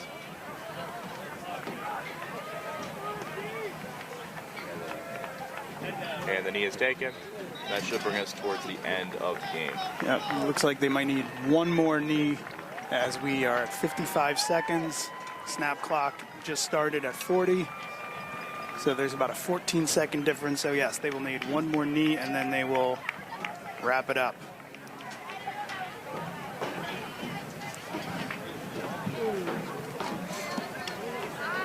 And following the game, we will have the presentation of the MVP awards for both teams, as well as the presentation of the McDougal Trophy. 35-7 in favor of them. And it looks like we'll get that knee, and the teams will come back to their respective sidelines and get set to shake hands. And we'll find out who the MVP is. That is a tradition of the Rumble and Trumbull, where each coach or each set of coaches chooses the opposite team's MVP. For Trumbull, I don't even know what guess to take. I mean, Corbin did have a good game. He didn't have an amazing game. There wasn't really, maybe someone on the defensive side. I don't even know where to go with the guess. I was thinking Owen Solano, perhaps. He had the interception, a big kick return, multiple, he's targeted quite frequently. Had a few catches as well. Jordan Black as well on defense did fantastic. Cooper Dayton, too, had a sack and a couple of QB pressures. So he really was also very involved. But we'll have to see what they decide to call. So most likely the Trumbull Eagles season has come to an end. Again, there is a little glimmer of hope, but again, it's a very, very small glimmer of hope. So most likely the season is over. I would say the one piece that hurt the most, that loss at Staples, that they came roaring back and nearly had that because, the pick six away from winning that game would be a different outcome right now, even if they lost this. So that was probably one of the hardest losses to swallow. Was it a successful season at 7-3? Yeah, they turned it around. We have more wins than they had in the past. But there were high hopes of getting to the state playoffs this year and getting that 8th or even 9th win. They did get those, Coach P has talked about for the last couple of years, those signature wins. I feel like they did get that against Shelton and Richfield. But this is a tough break. This is a tough ending. We were hoping to have a different outcome from this game. Coach P, like we said, is going to have his work cut out for him, losing a lot of seniors that are huge contributor players to get ready for the 2022 season. What are your thoughts as we wrap up 2021? Overall, I think we saw a lot of excitement so far this year with football. And if nothing else, it has to be a building year. Consistency is really important. We can't have this be a one and done where Trumbull had that one, good season in 2021, and then they kind of peter off and go back to mediocrity for the next couple. They have to build off the success they've had here. Hopefully, enrollment for the program continues to go up, and a season like this will kind of excite some new players to come on by, maybe players from different sports, and continue to build this program back to what it used to be. Because I think when Coach Petraccio came in, it was not at all where it is now. We had players that were not interested in playing anymore. We were kind of in a rut where, a good season would be 5-5. Now we're kind of finding ourselves here at 7-3, and hopefully they can continue building upon that going forward. We're going to miss some key players next year, but like we said during the game, there's quite a few exciting players returning for next season. And who knows, maybe some new faces will go up as well. I know Corbin Smith was one we didn't even know. We'd like He's to going to be as present the successful MVP as he was award this year. for the Trumbull Eagles for today's game, presented by Athletic Director Mike King. The award goes to number 54, Cooper Dayton. So Cooper Dayton, the Thanksgiving MVP for the Eagles. That was one of your predictions, Sawyer, so good job with that. Excellent job on defense, and he was a contributor on offense as well, and well-deserved there for him. And we'll be looking forward to seeing For his St. brother Joe's, Wesley next year. The MVP award presented by Athletic Director Kevin Butler. We have co-MVPs. Number 5, Maxwell Warren.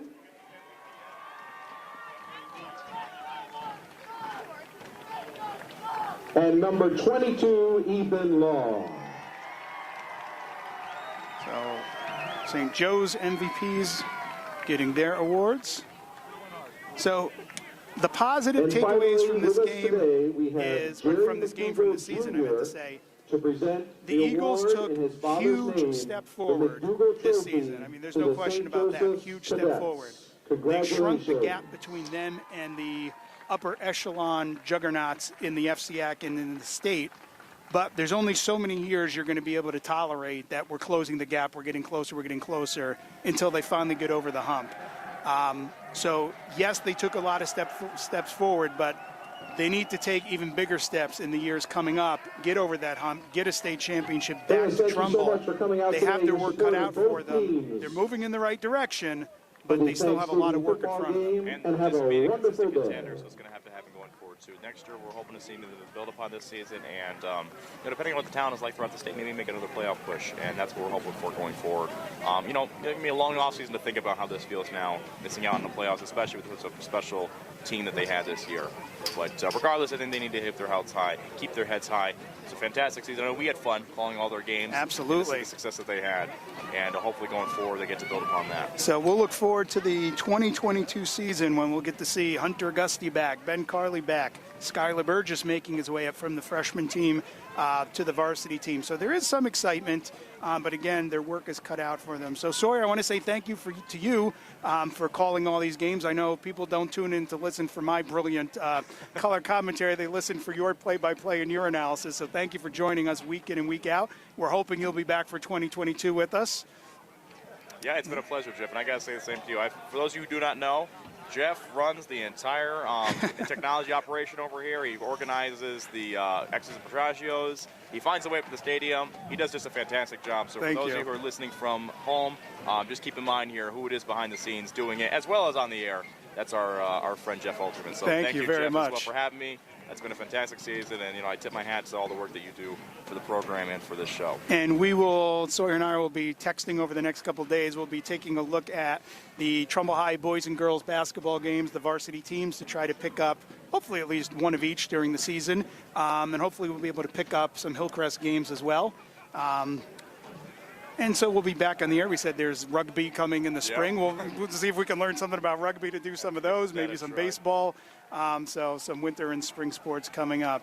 All right, so Sawyer, let's get what's your final thoughts for 2022 before we sign off? Well, looking forward to see how the offense starts to respond now. We have a lot of the key pieces coming back. I'm looking for a big season out of Ben Carley. I know he kind of got started this year, had some big games, and I'm looking for him to be a focal point of the offense as well.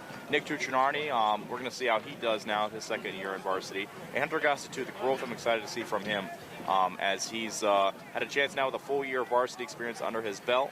And next year as well, it'll be his show, so we'll get to see how far he's able to take us.